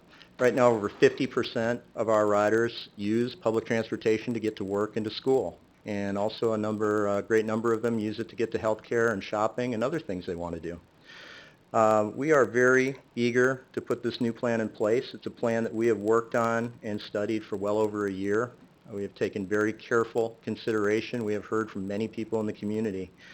We are eager to begin bringing better service to Bloomington Normal. And I thank you for your time, and we'll take any questions. Questions, comments? No shortage. Starting with Alderman Lauer. Well, right off the bat, I know you and I met, and we've talked about it. I am cautiously optimistic. However, I have a number of constituents that are very scared about how this is going to affect them, and they are your regular riders. Many of them are disabled. A number of them are elderly as well. And the expense per ride to that end user is what I'm most concerned with. What's that going to do to their expense? I know you've got an additional door-to-door service for the handicapped, but it appears to me that is going to be at their expense. So, if they were to use Connect Mobility, which is ADA paratransit service, there would be an expense with that. I do realize that many people in our community utilize Connect Transit completely for free, and that is a program through the state, and it does promote a number of things. It allows people who might otherwise not be able to get around. But it also promotes situations where people who probably wouldn't be best served by fixed route public transportation, if it worked the way that it does, which is not door-to-door, promotes a situation where people who should be using Connect Mobility actually use fixed route buses, which increases liability, increases really risks to that customer as well. And we struggle with that problem, and we have really tried to find other ways to get help for the people who probably need to be on mobility but might not be able to afford it, and we continue to look for ways to fix that. Can you give me an example of about what that would cost an individual on a percentage basis, fixed route that you have normally been provided versus the new system that they're going to be experiencing? If they were taking Connect Mobility and they were paying the regular dollar fare to ride regular Connect Transit, Connect Mobility would be a $2 ride. $2 additional? It's double the price of the fixed route fare, so $2 as opposed to $1. Let's see, Maboka and then Painter, then we'll go. Andrew, could you talk a little bit more about the first and last mile, this collaboration with Uber? I'm curious, because in my head, I'm thinking that it might be something that would be a little bit more expensive. I mean, so if somebody's looking to ride the bus, it's because they're trying to save some money, and adding Uber on top of that would make it a little bit cost prohibitive, so. Well, there is a cost involved. However, it would be, our pilot project would be something where we subsidize part of the ride. And it's a rather short ride because no matter where you are in those areas, you're far enough away from public transportation that it could be considered a complete removal of service, but you're not so far away from public transportation that it's not just a short minute or two ride from where you are to that location where the bus stop is. So the public transit system, Connect Transit, would subsidize part of that ride. The end user would subsidize the rest of it, and that would be the cost involved. It really depends where that person is, but within the areas that we are going to have as our pilot project areas, it's not a very long distance. And, let's see, Alderman Fruin and Schmidt and Black. No, I'll go last. Go ahead. Oh, I'm sorry, I didn't see. I didn't have it on. That's why I was just waiting. Go ahead. Okay. Very quickly, thank you both for the reach out you made to the community. I think you've made yourselves very available. You said it right. You're never going to please everybody, so it's a difficult task. I find it interesting, just one comment, that I think of the bus system as a community-wide service. I think of it connecting to the airport. I think of it connecting to Uptown Station, where the greatest use is. What stands out is I noticed you labeled it with ward indicators. I think what happens, here's my speech on one community, I think what happens when you put the ward indicators on there, it draws attention to the fact that depending on how you look at this, 3 or 4 wards are hardly touched by this. I'm not advocating for more service in those wards, but I'm saying for any of those residents we have that are ward oriented, what's in it for me? They're not supportive of this. It touches 5 or 6 wards primarily. But that's where we got to move away from ward thinking and community at large. So I think you've done that, and I'm very supportive of your work. Okay. Thank you. Let's see. Then, I had Schmidt and Black stage. Thank you. Andrew, you heard people tonight testify their unhappiness, particularly about the west side. And Jim, this has nothing to do with wards. If you look at the proposed map and you look west of Main Street, people have significantly lost service. And I think what you heard voiced tonight from Project Oz, from Community Action, from West Bloomington Revitalization Project, I think there really does, people feel kind of abandoned by this. And I've had people say to me that this mirrors some of the concerns that were raised about the bookmobile map and who gets service. One of the slides that were up that you put up said that residents of neighborhoods with the greatest increase in service have lower household income than the McLean County average, and that there's no disparate impact on low-income or minority residents. And I think you're going to be hearing challenges to those statements at your May 2nd hearing, and I know the petitions have hundreds of signatures on them. I don't know what to say to people. I don't know what to say to somebody who says to me, you know, okay, I'm a mom with 2 kids. I just had to go out to Walmart, and now you're going to let me off on Market Street, and now I'm going to have to walk 6 or 7 blocks south to get home with my kids and my groceries. That's not better service, and I can't defend it. So those are the questions you're going to get, and I just wanted to underscore what you heard tonight and what you're going to hear May 2nd. Thanks. Okay. Alderman Black. Thank you, and thank you for the presentation. Can you pull up the current route map again? And while you're doing that, you know, I got to give you credit, because anytime we are talking about major changes, you're never going to make everybody happy. And there are a lot of things that come our way. And to me, there are a few of them as personal as something like this, because this will absolutely impact people's access to their jobs, family, friends, and those sorts of things. So this is a very serious decision and discussion. This to me looks like the result of a lot of compromise, and it's not a very methodical way of going about routes. I mean, I remember when I moved to this community 10 years ago now, and I mean, it's baffling. And I know the CTA pretty well, and I can't translate that here. So I get the need for efficiencies, but if you pull up the proposed changes, to echo kind of Karen's sentiments, I've received a lot of feedback, and I suspect most of the feedback is going to come in the form of people who are going to be less than satisfied with the changes, which is going to negatively impact them directly. But at a quick glance, if I were to fold the community, and this isn't entirely fair, but in half at Main Street, you see that West Side necessarily doesn't have the service that the East Side or east of Main Street is. And I get that we want to move away from a door-to-door type approach, and that makes a lot of sense to me, and we're looking for operational efficiencies, and now that you're kind of entwined with local taxes going in your direction, there's going to be a lot more conversations about how to be more efficient. But I think there's some touch points here, and a lot of the major institutions that are there, I think there's a value in getting some service to those locations, and it does. If I'm living on Emerson, or I'm living on Western Avenue, I mean, that it's nowhere near me anymore. It's not, a couple block walk. I mean, we're talking significant barriers, and a stopgap of an Uber or cab. I'm not sure how I can answer those questions. And I don't know if anything that we're saying here is going to move anything. I don't know if there's going to be a Connect Transit board members here. This almost sounds like there's no more adjustments to this map that can be had before May 3rd.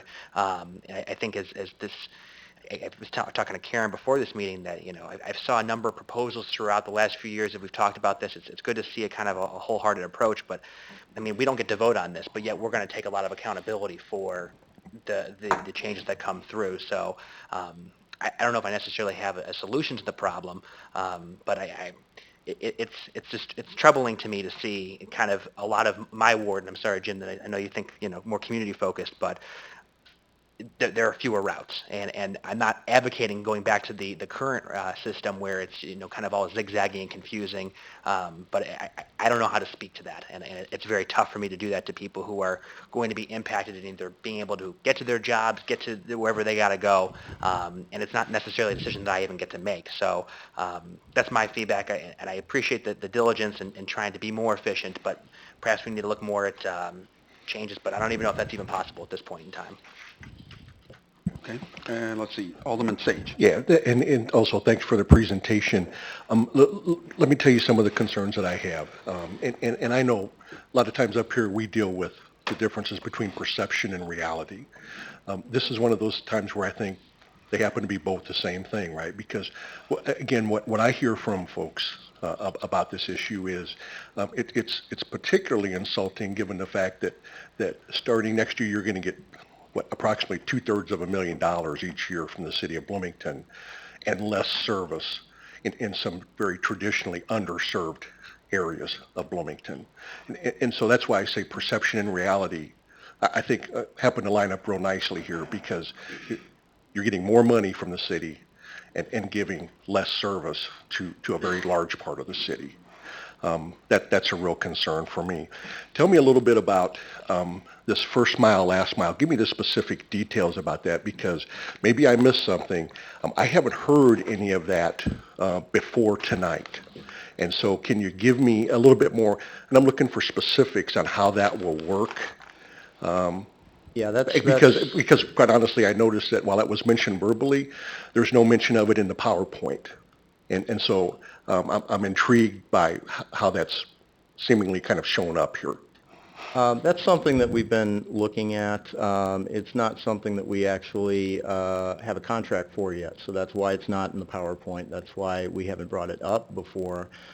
We are currently in talks with Uber. We will be in talks with local cab providers as well. How it works, and it's very similar to a plan that was just put into place in Pinellas County, Florida, which is St. Petersburg.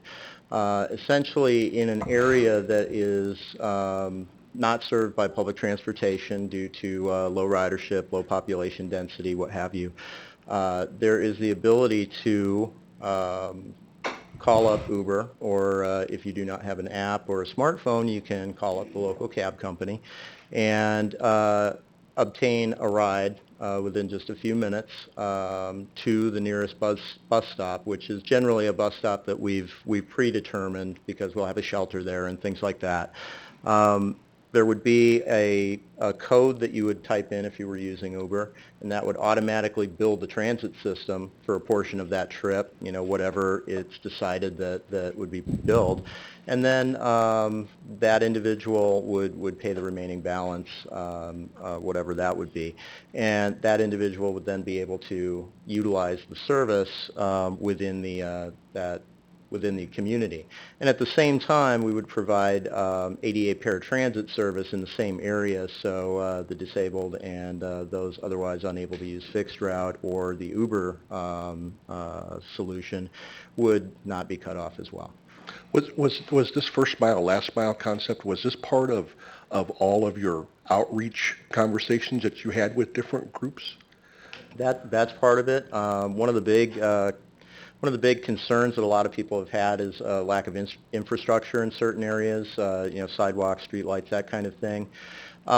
First mile, last mile has been a problem in public transportation forever. How do you get to that bus stop? So you have proposed that as part of a kind of door-to-door solution with these proposed route changes in your meetings with neighborhood groups and your outreach activities. You've talked specifically with them about Uber or some other complementary service provider? With some of them, we have talked about working to put together a solution that would allow the individual to get into the system. That has been in the last month or two, but earlier conversations we've had, no, we were not talking about that. Yeah, because I'm always curious whenever I start to see some stuff kind of coming in at the 11th hour that wasn't part of perhaps a larger proposal or more of a comprehensive conversation with your stakeholder groups. Well, part of that, however, is because we've had such an extensive public input procedure, we have learned new things as we've gone along, and we have tweaked the plan along the way.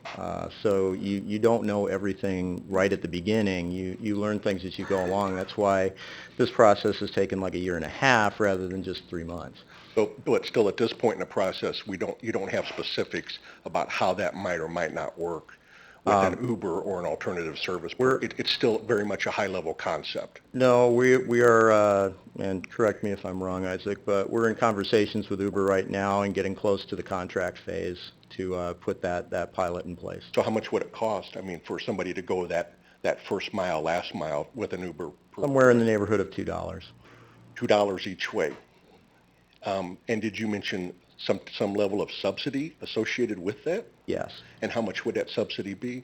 Say that the ride was $4, we would probably cover $2. Generally, the model is transit system covers half the cost.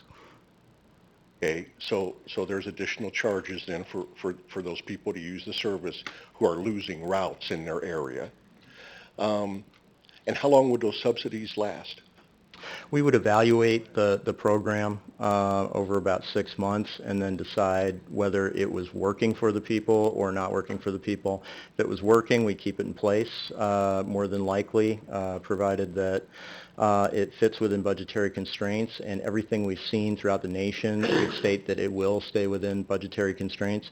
If it wasn't working, then we would look at some other options, and there's a lot of different options out there right now for first mile, last mile. So I still have some concerns because you indicate that you're very close to signing a contract, but yet it still seems like there's a number of unanswered questions about exactly how that part of the service would work from a first mile, last mile perspective. And I'll just tag on to I know something that Karen and Scott said. One of the concerns I have with the proposed changes to the Aqua K route is we have a large subsidized housing area in southwest Bloomington that will be losing that bus service to their area. Those are a lot of young families, a lot of teens and preteens in those areas. Those kids need access to get to part-time jobs and some other things. And so this is going to be very troubling to them. I've talked with you about this a few times. I've come to one of your listening sessions. We've talked about it. I just happened to look back. I have an email that I'm waiting for a follow-up response from you on with some of the proposed bus route changes. That's dated March 1st, by the way. And so this is going to be troubling to so many large areas, particularly west of Main Street. And so again, I share some of the concerns that the other aldermen have expressed. So thank you. Alderman Black, follow-up, and that's, we're way out of time. And So Alderman obviously Sage's, it's critical. yeah, So. Alderman Sage's comments got me wondering about the Uber piece and kind of the budgeting for it. And Uber's prices aren't fixed; they're surge pricing, and I don't how would that impact someone if they were going on late night or on a Saturday or however that would work? Yeah, that's a good question with regard to surge pricing. I do not have an answer for you on that right now, although it would not be our intent to subject anyone to surge pricing. So we do need to see to what extent there is actually surges in Bloomington Normal at this point in time, and we deal with that appropriately. Sure. I just know from using Uber that surge pricing is often based on demand, so if you let a bus off of people who need to use it at the same time, that's going to automatically create some surge pricing just in general. So that might be a problem budgetary-wise in the future. Okay. Thank you very much, and I think we've given you a lot of feedback for you to go forward. Thank you. I appreciate your comments. Thanks. We can close that off. We can. Thank you.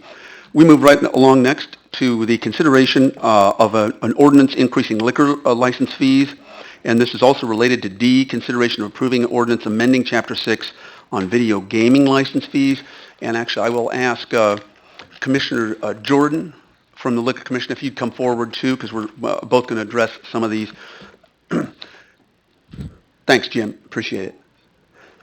As Jim's coming forward, one of the things that when we're on the Liquor Commission, we are much closer to what's happening on the ground, and we see things somewhat differently, certainly than individual bar owners, and certainly perhaps than the members of the council. So we want to make sure that that is communicated and communicated clearly. One thing is absolutely not the case. Nobody did this just because we could. This is absolutely a cost recovery mechanism. And let's back up just a little bit, and that is, alcohol is different everywhere in the world as an industry. It's why pretty much every city in certainly outside third world countries charges for liquor licenses.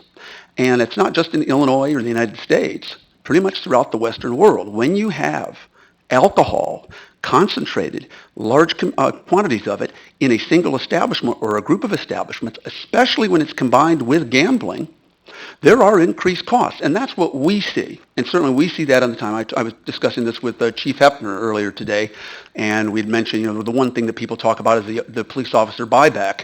That's $130,000, but that's a small slice of the big pie of what it costs us out of the general fund to administer liquor enforcement. And if we do need to go forward at some point, we certainly could have the police chief talk about that. I'm going to give you some examples. Now, the backdrop of this was, other than some people have mentioned this, the state law money that came in as of 2012 for video poker machines, taxpayers through the general fund have absorbed all of the inflationary increases in liquor enforcement costs for 34 years. And that inflation rate's been about 250%. I think it's very easy to make the case that our costs for police officer salaries and pensions, for health care. We've talked about this for 3 years, actually, in the Liquor Commission. These have been detailed by Commissioner Jordan and myself. So I'm puzzled as to why people don't understand where this has come from. We have to have breathalyzers. We have to have cameras. That's been critical to many of our legal due process issues. We have legal administrative costs with Mr. Boyle and others. We have fees, personnel costs. We had court reporters every time we have to have a liquor license dispute. The people from Sorling Northrop have to come in, and we have to have a separate court reporter from our clerk. These are the kinds of costs we have. We have legal settlement costs. This council alone, just last week, approved a $120,000 settlement on top of $130,000 in legal costs from an event that was absolutely, you can shake your head, absolutely directly related to liquor. We had a twerking party. I didn't know what twerking was. This is before Molly Cyrus.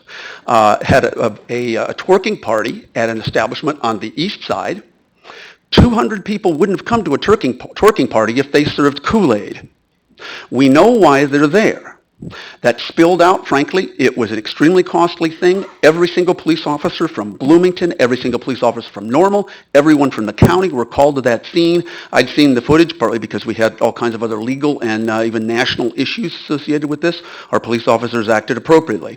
In spite of the fact that our police officers acted appropriately, we had to spend over $250,000 at the back end alone just on that legal settlement. And so let's make that clear, put that into context. People talk about police officer hireback. One event on the east side of Bloomington, the tail end of that cost us over $250,000. That's 2 years of the police officer hireback in downtown. Again, you can shake your head. These are the facts. This was discussed over and over for several years. There is no question about that. Who bears that burden? Taxpayers through the general fund. Except for the new video poker fees, taxpayers through the general fund have absorbed these costs for 34 years. And we do see them, on the front lines. And this was in recognition of the fact that it is not the fault of the bar owners that the council or the previous mayors for 34 years didn't make incremental changes. And that's why this proposal was designed to be modest. It was designed to be phased in.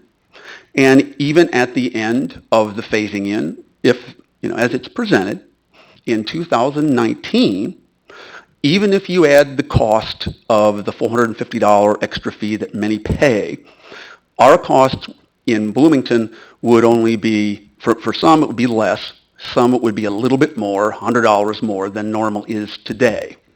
I think it's certainly easy to argue that Normal, their liquor administration costs, are a fraction of what ours are here in Bloomington. They only have restaurant licenses.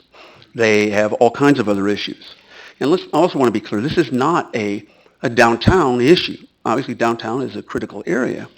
But most of our problems, certainly since I've been mayor, have not involved downtown. Our biggest costs have been, the twerking party was over $250,000 just for a legal settlement.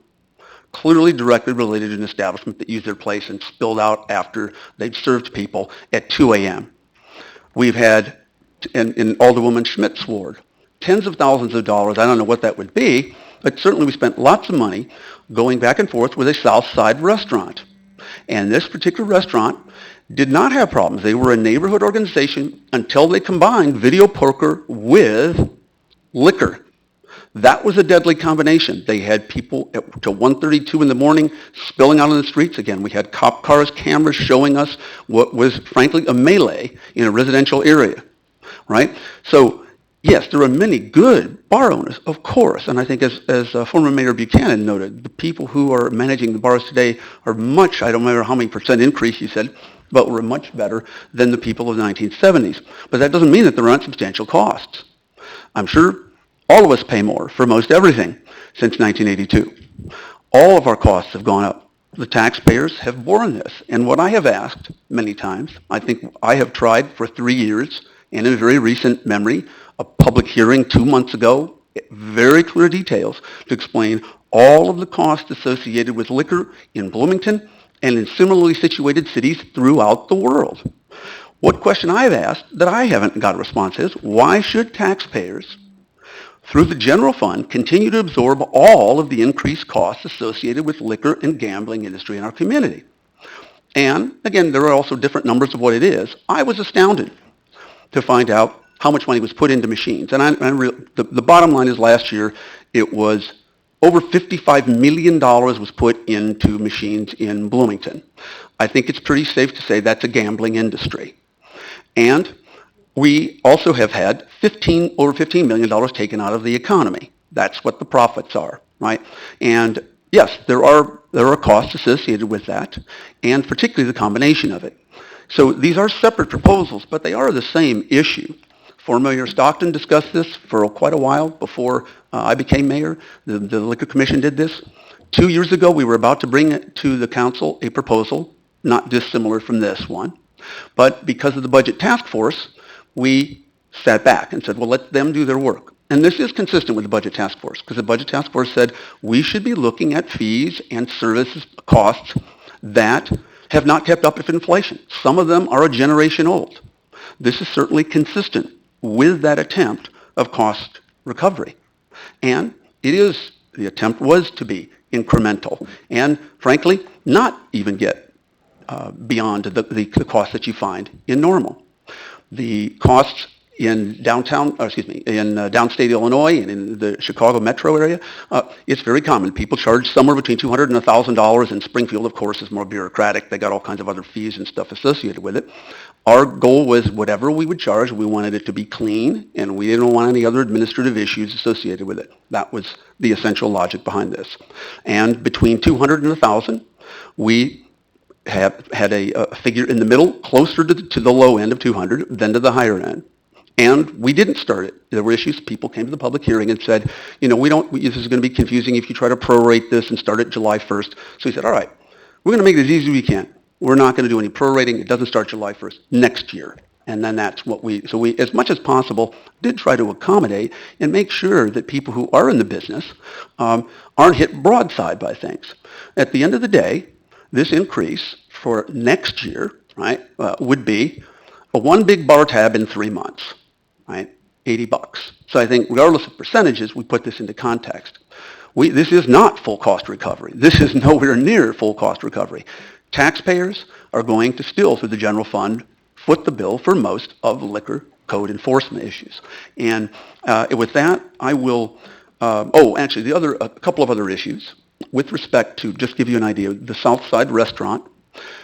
We had 4 to 5 months. Bloomington Police Department was called out every Thursday, Friday, and Saturday night for 4 to 5 months straight.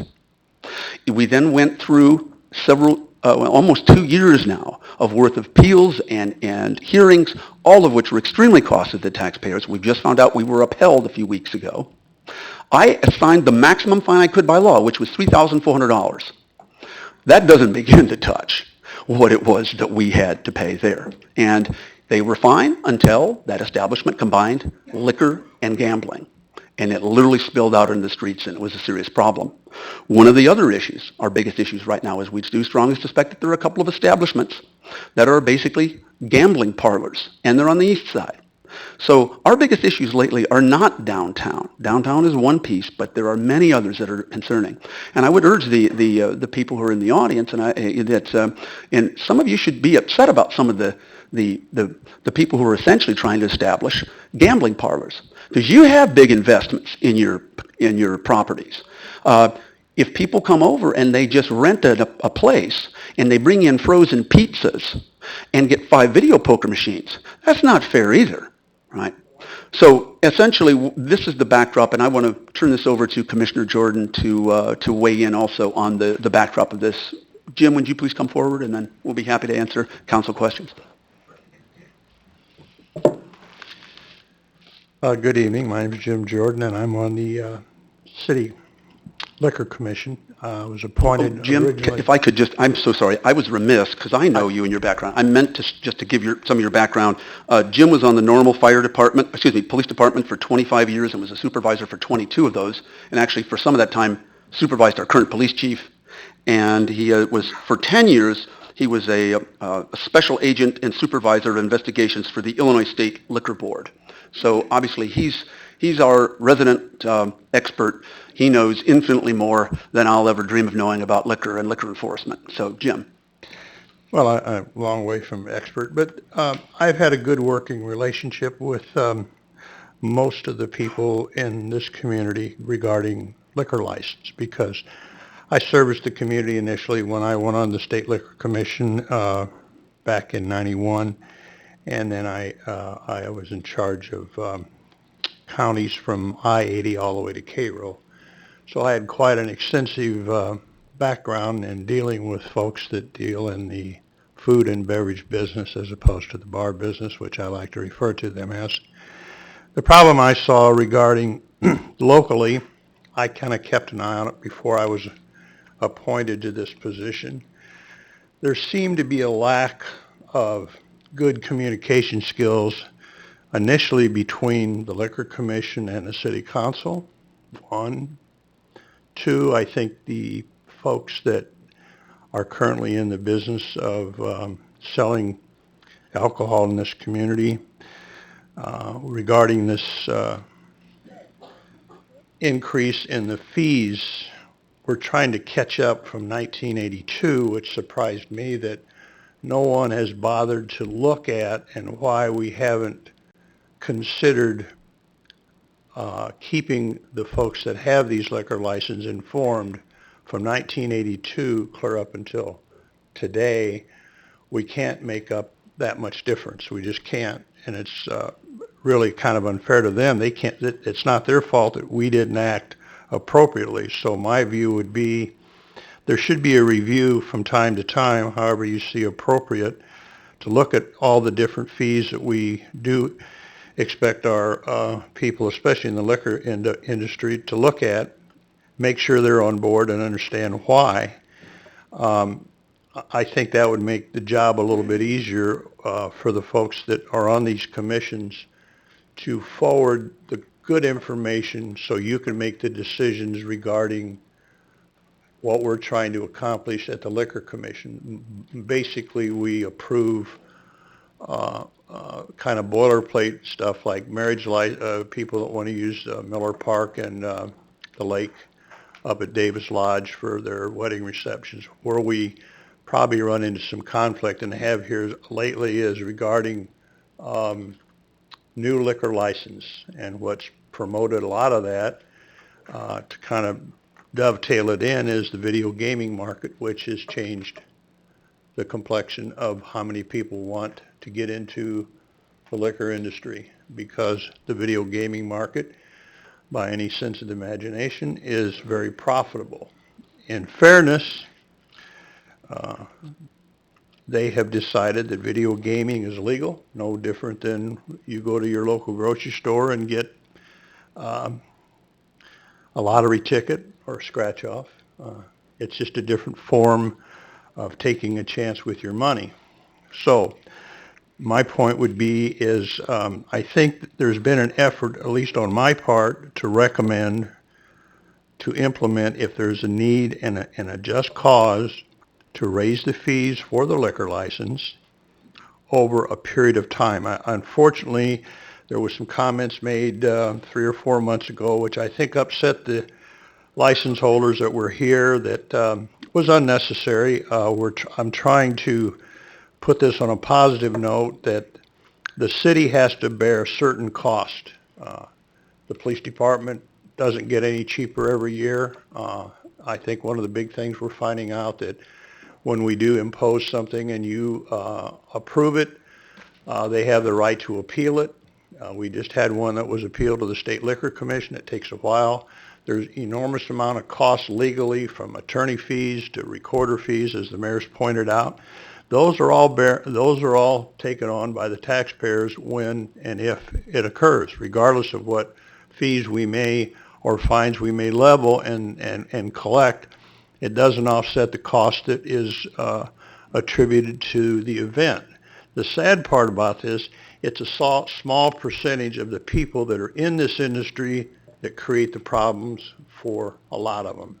But that doesn't change the reality of the cost that the city has to bear with, from a standpoint of when the police department has to decide on what their budgetary needs are each year for cars, equipment, personnel, and so forth.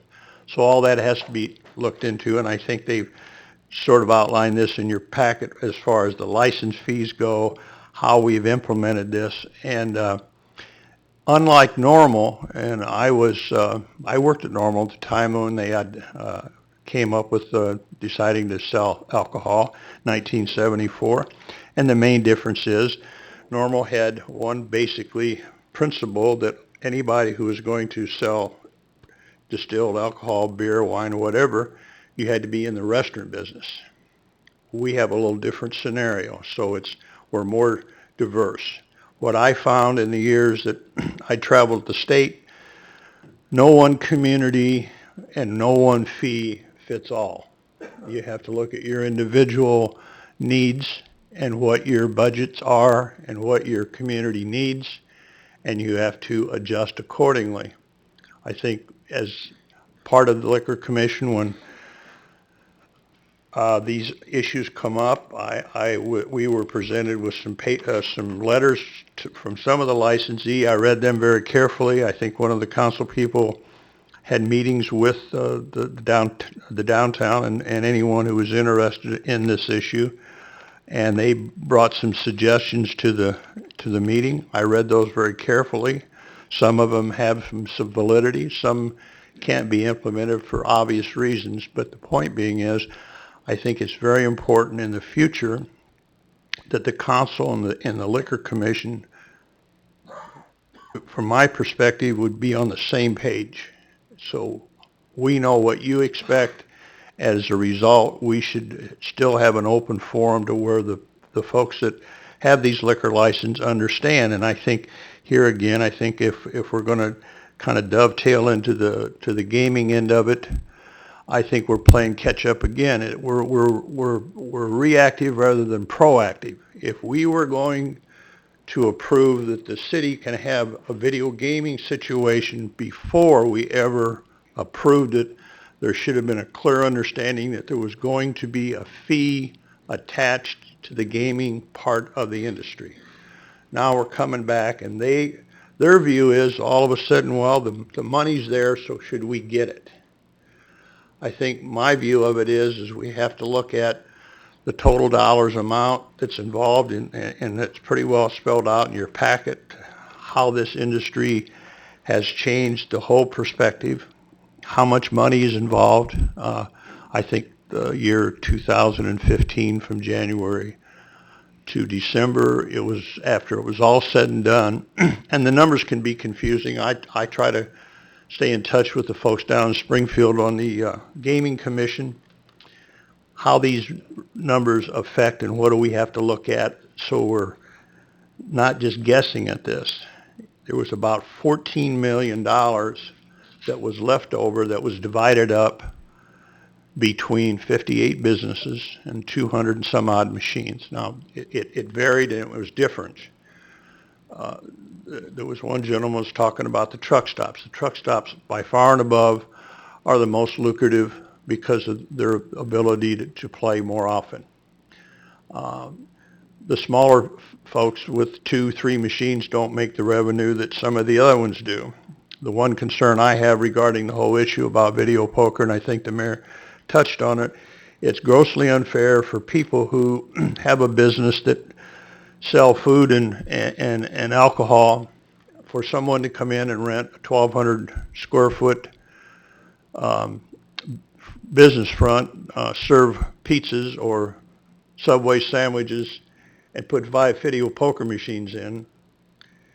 That's unfair to the businessman here. I firmly believe when you look at the numbers of some of the business that currently doing business that came in and somewhat did that very thing, when you look at the numbers, they violate the ordinance that you folks approved way back when, that if their video poker proceeds exceed that of their their bar and their food business, they're in violation of the city ordinance. And I'm sure that that is true. And if you look at the numbers that it's in your council packet for the year 2015, and then you look at what's happened from January through, I think it's through February and March of this year, you can see that some of these businesses, their revenue continually increases, which means they're doing probably more and more business with the video poker market. It is what it is, but I think it has to be maintained. I think we have to understand that it's how we come across to the licensee. It's not that we're looking to try to reach into their pocket and get their money, but I know that's what it seems. The reality is you as the folks that make the decisions have to decide. We've got an industry that's taken approximately $1 million a month out of our economy.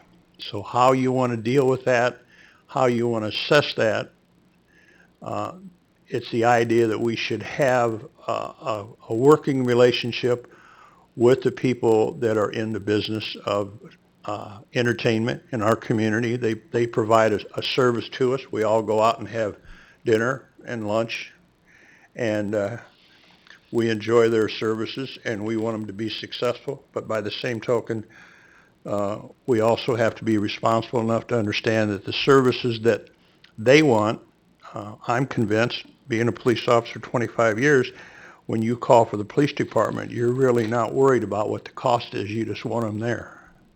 So we have to provide that, and sometimes we have to reach back and try to find a fair and equitable way to put this into their particular budgets, and that's a decision I think you folks have to make regarding how we're going to assess this. But I, for one, being on the commission, I'm very cognizant of the fact that we have to ask these people that come forth and want a liquor license. When we approve it and we recommend you make the decision, we're hoping that we've done our homework and they've fulfilled the obligation to not put forth a situation to where they're opening a business primarily for the reason to promote gambling. And unfortunately, I think in some cases that's exactly what's happening. Questions? Any questions? Alderman Finch. Yeah, a couple of questions and some comments, and I wasn't necessarily going to lead with this, but you mentioned it now, Mr. Jordan, 2 times. There maybe are some businesses that appear to be in violation of city ordinance, and I guess my question would be, what is the Liquor Commission going to do about those? Well, we have to, first of all, have to have an audit, which costs money.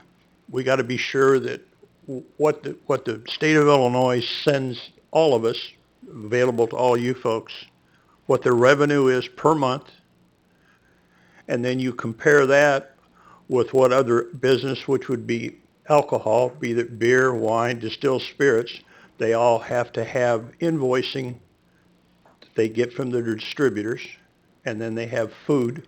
They have to have receipts for that. Right. And you compare those two, what that market is, compare that to their video gaming market. I've talked to a couple of the businessmen who said, my video gaming market compared to my food and alcohol is about 15%, which is reasonable. But then when you look at some of these businesses that have 1,200 square feet, they might have seating capacity for 15 or 20 people, and they're selling basically beer and Subway sandwiches or pizzas, and they're looking at several $100,000 in a very short period of time. There's something not right about that. And just to add to that, essentially the people we're talking about is, the first thing you do is you haul them in.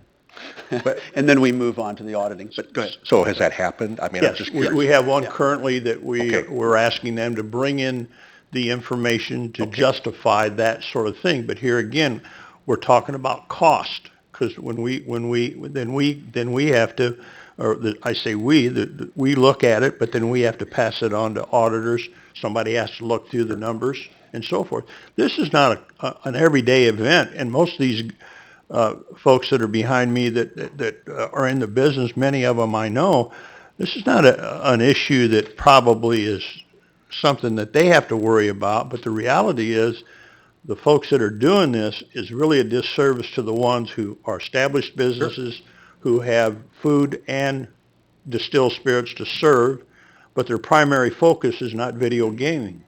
Right. No, I'm perfectly clear on that. Okay. I get a little nervous whenever I have a liquor commissioner saying we have license holders that aren't in compliance with an ordinance, and I wanted to understand what was being done about that. It is, and that's one of the questions I ask when somebody comes up and asks for a new license, and I look at the floor plan and I look at so forth, and I say, do you plan on have video gaming? And many times here lately they say yes. One in particular, they wanted to have food and with a liquor license, and I asked the video gaming, I said, why aren't you applying for a restaurant license?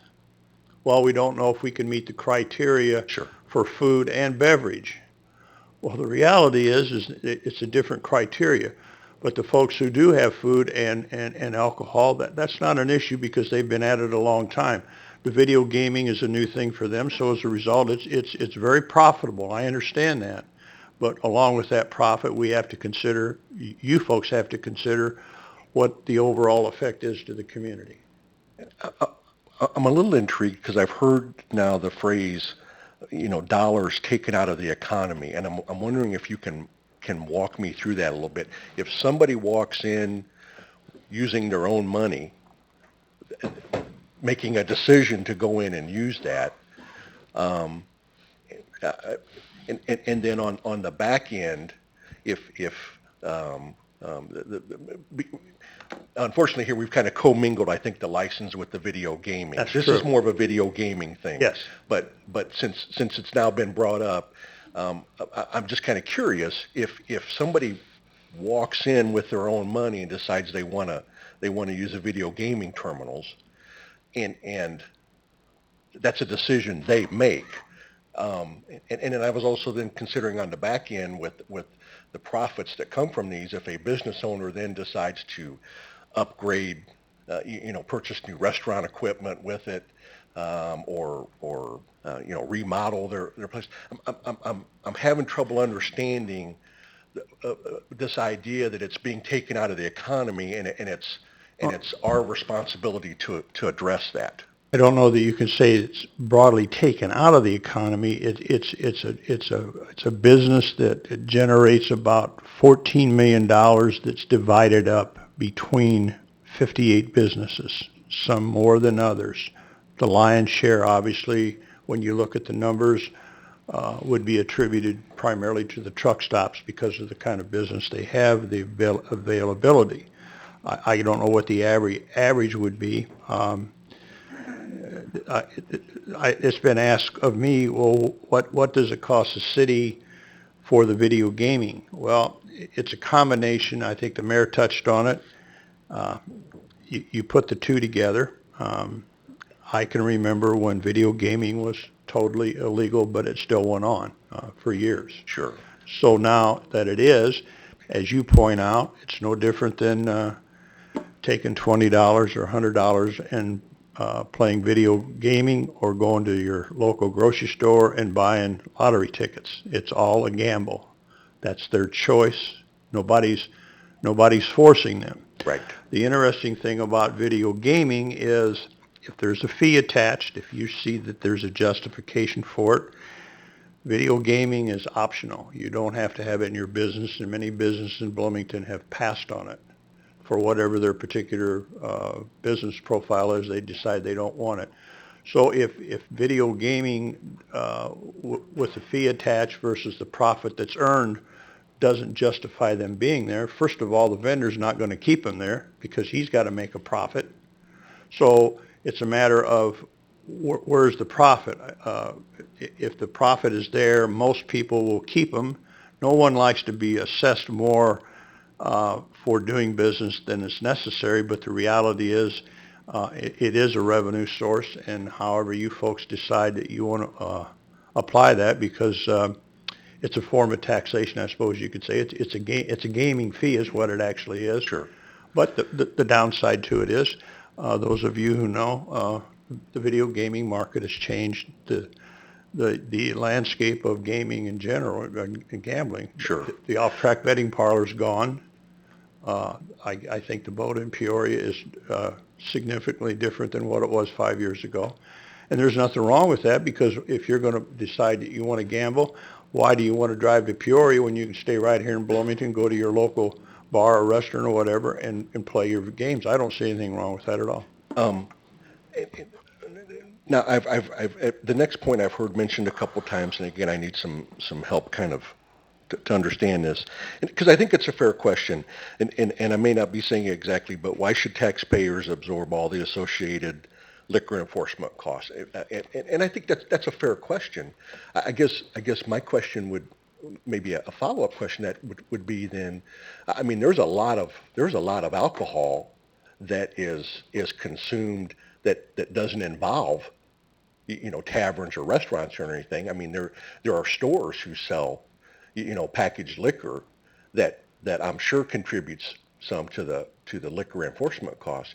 Did the Liquor Commission consider or think about an additional tax on packaged liquor to help offset the increased liquor enforcement costs? Well, I think that the chart that they've got, it applies to all of the liquor license holders equally. I mean, not equally in dollars and amount, but the reality is if you have a liquor license and the folks on the council decide, there's going to be an increase in their fees as well. Okay. But in order to have the video gaming, with the exception of truck stops, you have to pour. Okay. So that changes the scenario as far as, and I know the sad part about this in one way, in my view, is we're dealing with two contentious issues that indirectly and sometimes directly involve the police department, and this is what we're looking at from a budgetary standpoint. Thank you. And then one last statement. I've heard the Budget Task Force mentioned a couple different times now, and a specific recommendation from the Budget Task Force,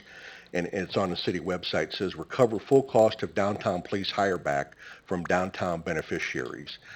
So that's very specific in nature. Somehow that's been expanded to use to, in my opinion, kind of justify the conversation about increasing liquor license fees across the entire city, as well as then the tag on video gaming, proposed video gaming terminal fees. So really what the Budget Task Force said was very specific in nature and not so connected or aligned or used to justify parts of the conversation here tonight as has been suggested. And so I just wanted to kind of point that out for clarity. Yeah, if I could clarify that, I think what we stopped moving forward as the Liquor Commission because of the Budget Task Force and the specific recommendations of the Budget Task Force, one of them was police officer hire back, but as I mentioned in an earlier conversation with our police chief earlier, that's just one piece of a very big, expensive pie for law enforcement.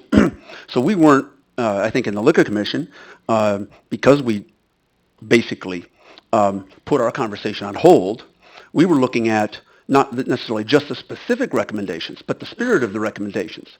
There were also ideas that we should have cost recovery for other fees. We're doing a fee study. So this all absolutely seemed to be consistent with that, not necessarily one specific piece. Sure.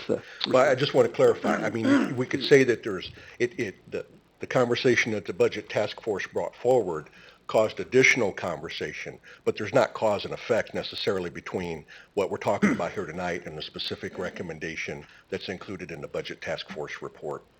Well, if I could, just one comment, is I think where we, as a community, to some degree, have failed. We're reactive rather than proactive when it comes to these issues. For example, we've let the liquor license fees more or less stay dormant since 1982.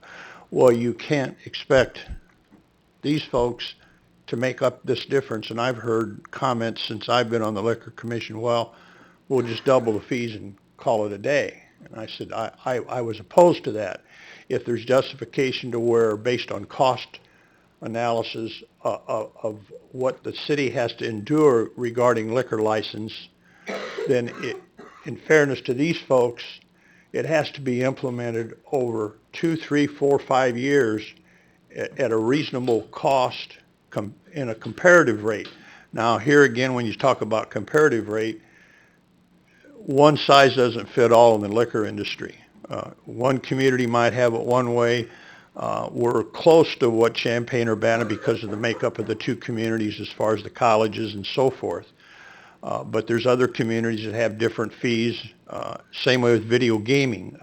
There's no one particular amount of money that's charged, but my understanding is we're the only community of our size that charges no fees for the gaming part of video poker. Now, whether that's justification in of itself, that remains for you guys to decide, but it's Jim, I'm very... sorry, just because of the time, we're going to move on if we can, and hopefully we can get to some of the other... I have some additional Kevin. questions and comments later on, but just real specific, and I appreciate you being here. And I appreciate you spending the time. I appreciate your service to the city. I think that's, you're a very valued asset. And I respect you for what you do and what you've done. Have we done anything to tie the actual expenses and violations to the expenses that we're trying to cover? In other words, when we have a significant violation like we did in Karen's ward, are we looking at actually trying to cost recover more of that rather than spread it out and basically damage or raise the cost of doing business to everyone? We have a number of establishments in this community that have never had anyone have to show In up. that situation, I levied because it is, I mean, the liquor commission can recommend, but the mayor understand. has the decision. They recommended and I levied the maximum fine. Again, that was $3,400, which was a fraction of the cost. Now, and let's say, I mean, we could hardly I go know back we to... looked at that example, sir, Right. but do we have other examples where we're really having to spread that cost out and we're having to cover it as a community that we're not cost recovering? $250,000 for a legal settlement. I understand. Yeah, right. Well, as far as the liquor license, that's probably on a case-by-case basis. I don't think, so to speak, the jury's in on what we're going to be faced with from a legal perspective when it comes to video gaming. Because if we pursue that those who are involved in this, if we feel based on the numbers that we're getting from Springfield and looking at the business itself, and we're requiring them to come in and prove to the commission that they are exceeding the amount of money that's allocated video gaming versus food and beverage, then when we say, well, we think you're not, then we've got to be able to justify our position to bring it to you for your approval. So we don't know what's going to happen, but I can't guarantee anything, but I can look at the numbers and you can look at the businesses and you're almost rest assured, and these folks that are sitting behind me, they pretty much know, and the ones that are playing within the boundaries that is required about video gaming versus the rest of their business, they're probably more affected financially than what they sometimes realize that these guys are coming. And that brings up another point. I understand. No. But this is important. I know, I'm just saying, I do need a motion, though, for us to continue to... I'm not willing to make that. You're not going to, okay. Will somebody or we continue the discussion, even if it's, let's say, another 10 minutes, and then we'll reassess? I'll make a motion to continue the discussion for the next 15 minutes. 15? Okay. Then we can count that on. All right. So then, even though you wouldn't really make the motion, but, excuse me, is there a second? What I'm trying to do is identify... Whoa, Kevin, we need a second. I'm sorry. Is there a second to that motion for 15 minutes? No? Okay. Yeah, I'll make that second. Okay. All right. Second, and then we're going to need to vote. Physically vote, sorry. What I'm trying to do is identify... Can we vote first, Kevin? Sorry, this is just... We're voting on 15-minute extension. We're voting on... Whether to extend. 15 minutes. 15 minutes. Okay, there are... did you want to vote? Okay. 9-0, motion carries. Okay, so I'll give you about 2 minutes because others want to talk.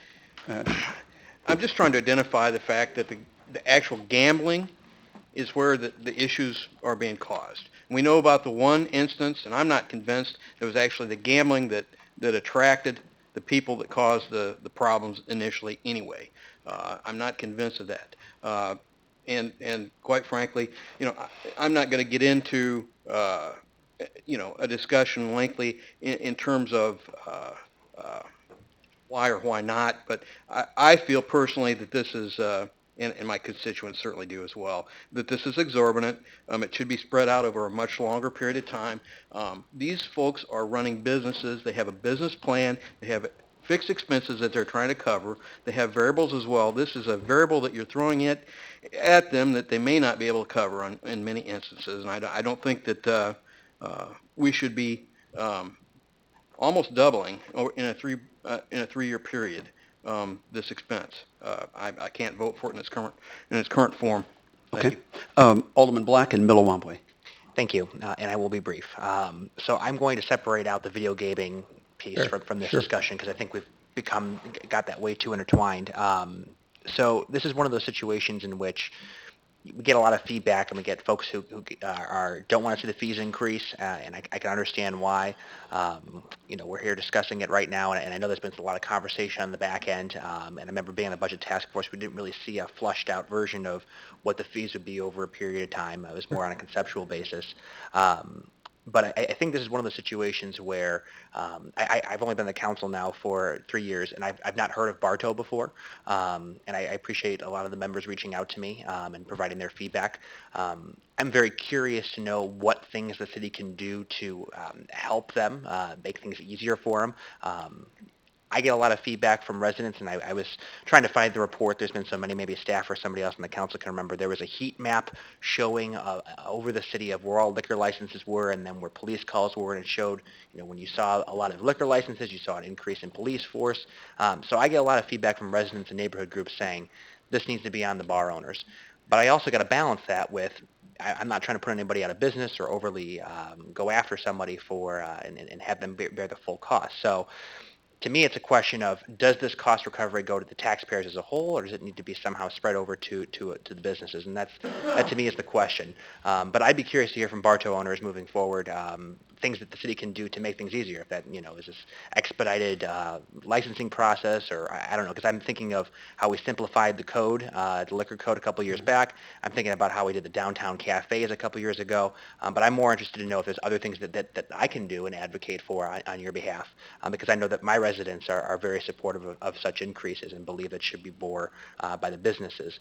That said, I've read the ordinance a few times, and when somebody applies for a liquor license or on an annual basis, is that entire fund, that fee, due up front, or is it split up over time? How does that work? It's quarterly. It's quarterly? Yeah. Okay. I don't know if maybe we offer some sort of maybe go monthly or something to help ease the burden of any type of increase. I think there's a middle ground that can be found here, and we'll go from there. To answer your question, I think it's a contributing factor. I'm not saying it's the factor, but you mix the two. It's like anything else. If you get a group of people, we certainly experienced it normal back in the day with the students. The more people you get, the more alcohol there's consumed, the potential of the problem exists. That in itself is not I think what we're we're targeting move on. here. Yeah, but just to want to clarify that, we did offer to the individual in Karen's ward, I said, well, I tell you, if you want to stay open till 2, how about if you give up your video poker? He didn't want to have anything to do with that. So that we don't know for sure, but certainly there our evidence is it's a combination of those things. Anyway, Alderman Millawampley and then Burgess. And then Thank you. We're winding down here. Sure. Take just 2 minutes. Well, first I want to say thank you for your service, but I also want to say thank you for your presentation, because I very much like the conciliatory tone that you struck. You talked about a number of things that are important to me, which are relationships. These are people, and I'm talking about, liquor license holders, bar owners who are part of the community. And so we need to find a way to reach compromise. Unfortunately, I think, on that way, there were a couple of negative things that were said that have kind of colored the conversation. You also talked about something that I very much agree with, that it's not their fault that we haven't done anything about this for 33 years. Uh, but at the same time, we also can't just catch up in 3 years. I don't think it's fair to people. And what particularly concerned me, I mean, and I think, and I've talked to a couple of people in the industry who I thought were reasonable and said, yes, we understand, cost of doing business, even for the city, some things have to increase, for at some point. But, it's just in the way that you do it. So from my perspective, I think if I'm going to experience an increase, if I were a business owner, I would not want to experience that increase 1 year after the other. I would want to at least be able to have a little bit of time, no matter how small it is, so that I can reflect on it and see how it's going to impact my business.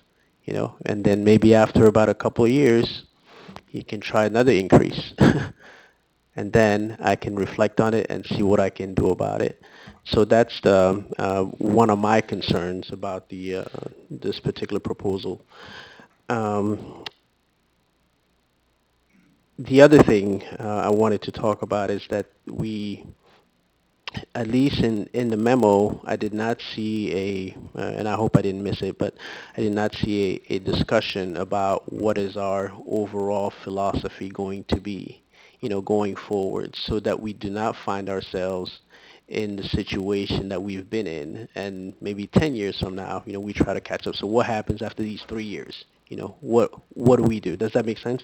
Well, yes, if you're talking about the liquor license fees, Just liquor license, yes. my suggestion would be, and of course this would be contingent upon the mayor's views and so forth, that I think whatever a reasonable 3 to 5 year review of these fees and where it is, and involve the folks that it affects. But I think we have to have a communications, and I think that's where it was lacking. And I think you hit on something that probably set the wrong tone, that these are businessmen. We should respect their businesses, and we can't just arbitrarily make comments that aren't unacceptable. I think we have to work with them. I certainly, if the mayor would direct me to go down if there's a complaint, if anyone in the business has an issue, I would be available, at least on a part-time basis, to go down I'm sorry, and Jim, we were going to move forward on. I and really apologize. discuss this. So I think it's an open situation. We should look at it. Alderwoman Burgess and then Painter, and that's maybe about all the time we have. Okay. We'll either have to have a motion of some form. Fruin. Oh, I'm sorry, Jim. Okay. Amelia, sorry. Well, thank you, and I think what I hope everyone will take home from this evening is that this has been a long process. It's been a well-considered process. There has been an opportunity for everyone to provide their feedback. The bar owners certainly have been very good at reaching out to the Liquor Commission through the different hearings and the opportunities that they've created to give the feedback. That has been made available to council. We have a record of all of that. And I know that we all have been paying attention, reading that information and taking it into account. The bar owners have reached out to many of us independently and provided their own perspective and their own information that they would like us to consider. And I think that as a result, today is not the beginning of the discussion, but hopefully the end, and hopefully we come to some sort of resolution one way or the other. But even though we are at the end of a process, the difficult thing for us on council is that there is no objective measurement about what is the right thing to do here, because at the end of the day, we're making a decision about what is fair. What is fair for us in terms of taxing? What is fair for us in terms of cost recovery? And this is one of those areas where it is very difficult to really quantify that. I mean, how do you, in terms of aggressive policing, how do you put a value on a crime that didn't happen? Or a drunk driver who didn't get into the car and cause an accident. And those things are impossible to capture. And I think that staff has done a good job of explaining that in our packet about how these costs exist. But they are very difficult to quantify, and as a result, the law recognizes that we can't. So the question becomes, is the result today fair?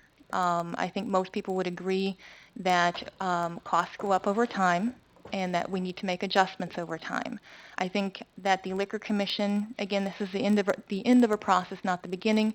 They have listened to input. They have changed their proposals. They have spread it out over time. And certainly we could question, is 3 years, 5 years better than 3? What's the exact dollar amount? But at the end of the day, from my perspective, this is a well-informed proposal that has come to us.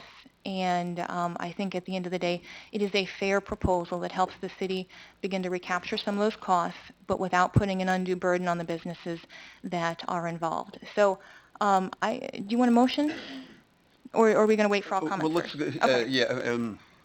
let's have everybody have their say, especially since I didn't see Jim before, and then I'll ask if there's a motion either for this, a change, or to table it. John, I'm sorry. And Well, then Jim. to start with, I'd like to separate out the gaming and give my thoughts on that. There's an awful lot of money involved in that, and I was somewhat horrified to hear that Bloomington got a special award for having so many machines in our city, because after a certain point, it does take money out of the economy. When you have so many people putting their money in these machines, they're not buying bread, they're not buying shoes, they're spending it on that. And of course that's their choice, but I think we need to decide what kind of a city we want to live in. Do we want to live in Pottersville, or do we want to live in Bedford Falls? I mean, that's what it comes down to for me. And as far as exempting a couple of fraternal organizations, well, I don't get the logic behind that. I think we should exempt them all if we're going to exempt one. Because for the most part, they don't have that many. Well, the VFW has quite a few machines, and they make quite a bit of money, but mostly it's their members that are allowed to play and their guests, and it's pretty much controlled. And I don't, if we're going to exempt a couple, I'd like to exempt all fraternal organizations. As far as the liquor license fees go, 34 years is a long time without an increase. And I don't blame the bar people for, reaching out to us and being angry about it.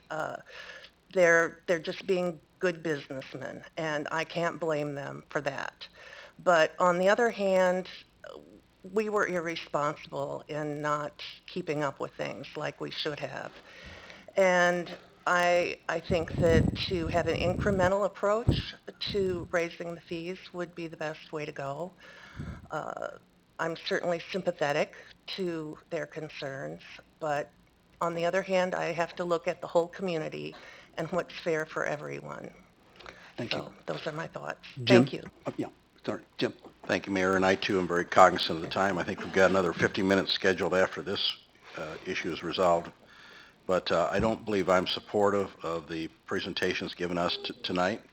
I will say that I would like to find some kind of a supportive compromise, and I will in fact support a increase for liquor license and or gaming machines if we can find a softer compromise. I've heard some conversation about how we've been lobbied. I can't speak for anybody else.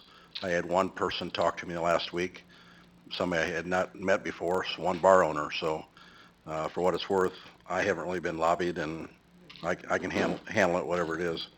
I have 4 quick points, Mayor. One, some repetition to what Alderman Sage said. This whole conversation has not addressed downtown 5 and 600 block, and we've talked about that way before you even came in your chair. We continue to pass that down the road, and we're not addressing that. So I'm concerned about that. We still have that overtime cost, and that's another issue itself. That's kind of a structural compensation issue that that is overtime and not regular time. Second point I want to make is, personally, I'm not sure I see the connection between tying this to pensions. I just think that complicates budgeting, accounting, and I don't see that necessary need. These two points, I think, are more important. I'm not a fan of differentiation. And we talked about that a little bit on garbage carts. But the council as a group, we decided to differentiate by size. This differentiation really pops out here because you have such a variety. Let's talk about the game machine for a minute. Somebody that's not making much, and then the gas and truck making a lot of money. Right. Do you differentiate? Mom and pop stores, there's probably some in the audience tonight, very responsible people, and the larger organizations. I'm not a differentiator, but I'm wrestling with that, whether that's appropriate here. And the whole thing about the fraternal and the veterans groups, and that's the whole separation thing that needs more discussion. I'm not here to lobby for the bar owners. I guess I'd like to think of myself as a supporter of small business over the years. And I guess I would suggest this, that we can talk about we have not had a fee increase since the early 80s, but haven't we had, if I'm a small business owner, haven't I had tax increases over that period of time? You know, I don't want to go through the whole list, Right. but the small business person has had new taxes coming to them in different varieties. It might not be a liquor license fee, but whatever it is, add up your taxes over 30 years and it's come. So I don't think this is we haven't had any increase in 30-some years. So time is short. I'll leave it at that. All right. Thank you. Is there a motion of any form? Boca? Well, I'd like to make a motion that we accept the fee increases, but we spread them out over 6 years. So it would be Every other year. instead, so the next one would be 17, skipping 18 Right. to 19, Yep. skipping 20, so 5 years. Yep. Yep. Okay, so Whatever it is. there would... Believe it or not, I was a math major. Okay. Okay. Is there a second to that compromise motion? Just to repeat, everybody, the current proposal has 3. He's suggesting you take a year off in between, correct? I'll second. Second by Alderwoman Burgess. At this point, we are out of time, unless somebody has a real quick point. If you just go ahead and vote on that motion, that would be the increases that are mentioned, but skipping 2 years. I said, if there's anything else, we are out of time. I mean, okay. I'm just kind of curious how others might react to that. Okay, well, I didn't see anybody, if you want to react to it, I didn't see anybody's light, come on. No, I'm interested in what others might, does that seem reasonable to them? Okay. That's all. Seems reasonable to me. Okay. I think, okay. I don't think it's enough time. Sorry. Okay, all right. Let's just, so yes or no? A or nay? Okay. Same percentages would apply. The same dollar amounts, right. 21, 24, 27 for the base liquor license. I'm sorry, did you want to say, I didn't, nobody's had their stuff. Somebody can make a motion to extend the time for discussion. That would probably be appropriate. Okay. Can you clear the board then, if that's what we're going to do? Nobody's making a motion to extend the discussion. Okay, so, all right. Okay. So we're voting on At this point, yes, we're voting on this. Okay. and that's with all the other variables as presented. This is only the liquor license fees. Whatever the variables are in there. Correct. About the structure. Yes, correct. Okay.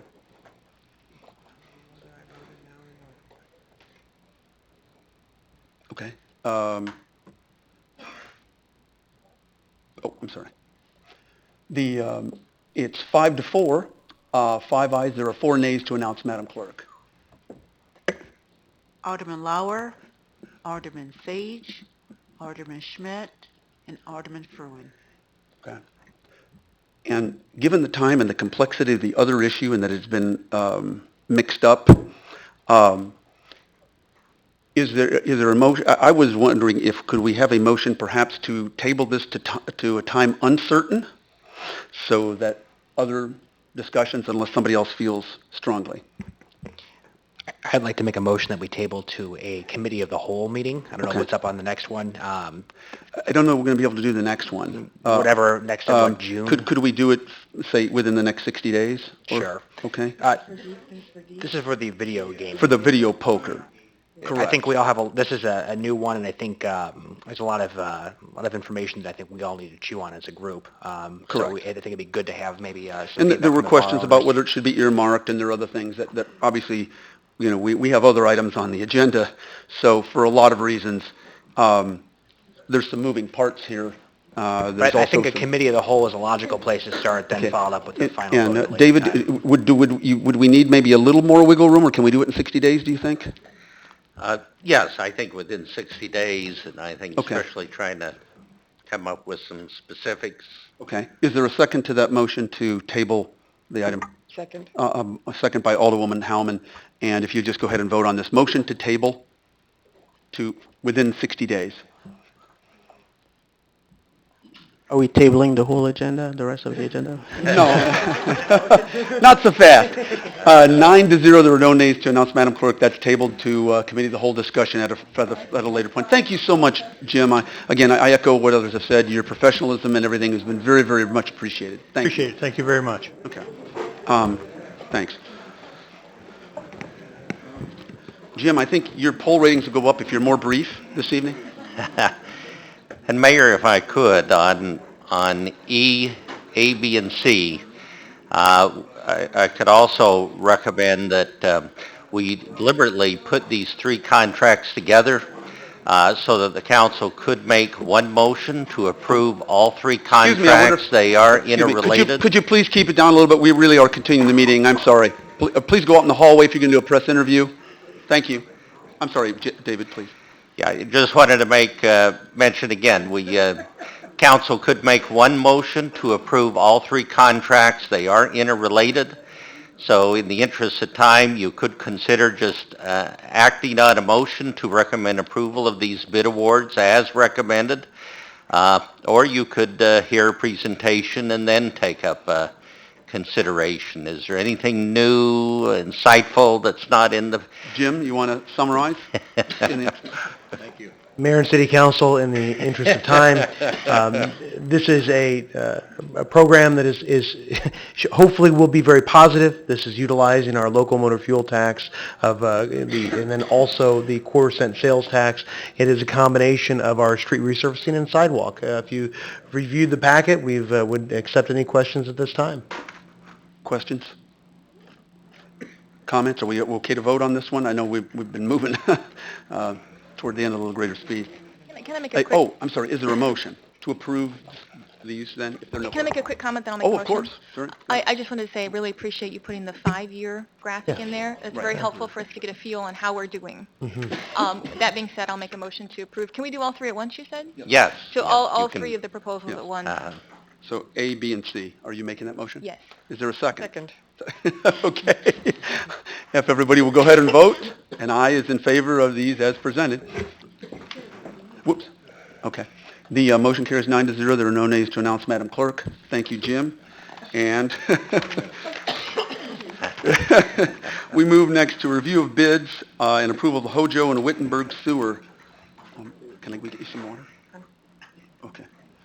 Once again, you could, would recommend that you approve these unit prices and award the contract to Stark Excavating for $1.45 million.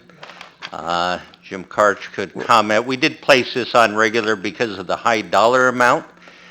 Council previously approved the design, so it's a very large project, very expensive, but Jim did a great job in documenting the benefit, cost benefit that would come to the city on this project over time.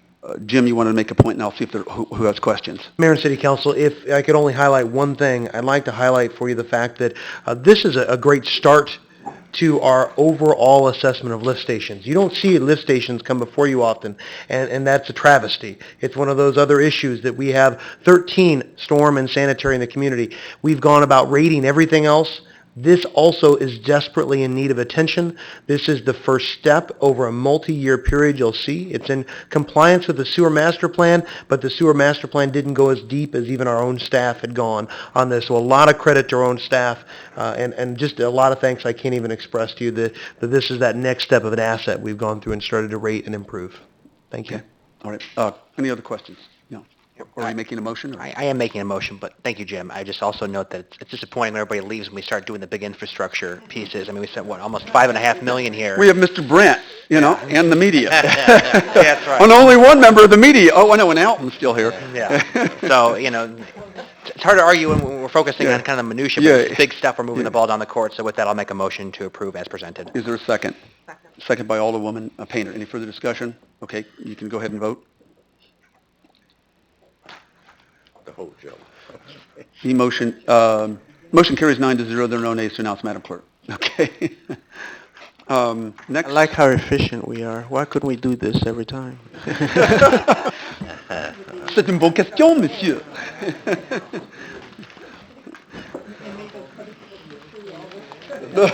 Yeah. God, yeah, we spend $1 million and then $80 on liquor fees, and we go on. Yeah. And Mayor and Council, just very quickly, we have what we think is a vital policy for the council to consider that would implement, I think, a very strong policy or principle that going forward that if there is to be a vacation of a street, or in some cases alley that has great commercial value to budding property owners, there should be some compensation provided. This particular policy would kind of change the practice going forward to help ensure that the public gets some fair market value in return when there's a vacation of streets or alleys, once again, that has some economic development potential. It would not, however, necessarily require compensation on alley vacations in residential areas. So with that, Jeff Jurgens has been very instrumental in drafting this and can kind of get into any other detail on this particular proposal. Just one clarification. I think it would in residential areas unless the city is requesting it. So this would be a comprehensive for anybody that's going to get some vacated property by the city. Okay. Alderwoman Schmidt? This has been a long time coming. I'm really glad to see it, and I'd like to make a motion that we approve it. Okay. Did we already have? Oh, no, we didn't. We didn't. I'm sorry. Okay. It's late. Moved by Alderwoman Schmidt. Second by Alderwoman Painter. Any further discussion? Seeing none, if you go ahead and vote, please. Okay, 9-0, no nays to announce, Madam Clerk. Motion carried. Okay. And let's see. Oh, we're done. Okay, I'm sorry. Okay. It's late. City Manager, David Hales. Sorry. I don't have anything else to report, but did the Blackhawks win tonight? The only thing I wanted to say was we did have today the 1-year anniversary of the opening of the Route 66 Visitor Center, which was a really wonderful event. And I forgot, we've got some of the information here on how many visitors have come, but it's more than just that. Frankly, we would have had no real prayer at getting someone to put a $53 million project in our downtown if this hadn't happened. And so, anyway, just thank you all for that. And that's all. Alderman Fruin, I'm sorry. Quickly, I think the last 2 or 3 motions, whatever it was, is a reflection on the good work that those staff members have been involved with, the respect we have for them, and the experience they have, so it's easy to do those quickly. So I think that reflects on our staff. So thank you to those that were directly involved, and thanks to the rest of the staff that does equally do good work. I'll do this as fast as I can. Okay. Thank you. Alderman Millawamble and then Lauer. Sure, I'm going to go really quickly. I just wanted to publicly thank Jim Karsh and Bob Yale for helping one of my residents with an underground water issue and providing him excellent service. And the funny thing about this is that, the resident realized that this was not a city issue. It was an issue with their private property, but was very complimentary of the staff and what they did to help them out and help them understand the problem. And I know just about everybody on staff does a great job, but I promised the resident that I would do that and thank them publicly. So, thank you. Alderman Lauer? Well, I don't want to beleaguer this forever this evening, but I think it is important that we have a discussion, and I would ask that we be able to discuss 7G, the firing range, at some point in a meeting of the whole. I think it's something that we have to deal with. I'm not just not exactly sure how to deal with it, and I think it also comes into play when we have other governmental entities kind of lobbying us to have shared governance and shared sales taxes, et cetera. We're getting the short end of the stick, although this is quite an asset, something that most of us don't get to see, but we have the ability to kind of control our own destiny in terms of our training. And I've been in the training business, not necessarily training police officers, but having the ability to go out there 7 days a week, 24/7, and schedule it the way that they want to and deal with our asset is quite an asset. On the other hand, are we really getting our fair share from the other entities that are sharing that with us? I think we know the answer to that question. I don't That's know. why when I turned to the city manager, I forgot, did you ask the question Yes. earlier? Yes. And that was consistent with all of our conversations since I've been mayor. So, I we need to continue that conversation. Absolutely guaranteed. Thank you, Kevin. Alderwoman Schmidt. Very quickly, I just passed out a council member request form to put something on the agenda. I want to thank Jeff Jurgens for refining this. What this would be a fillable PDF that an alderman making the proposal would fill out just the basic information here, turn it into either Terry or Nora.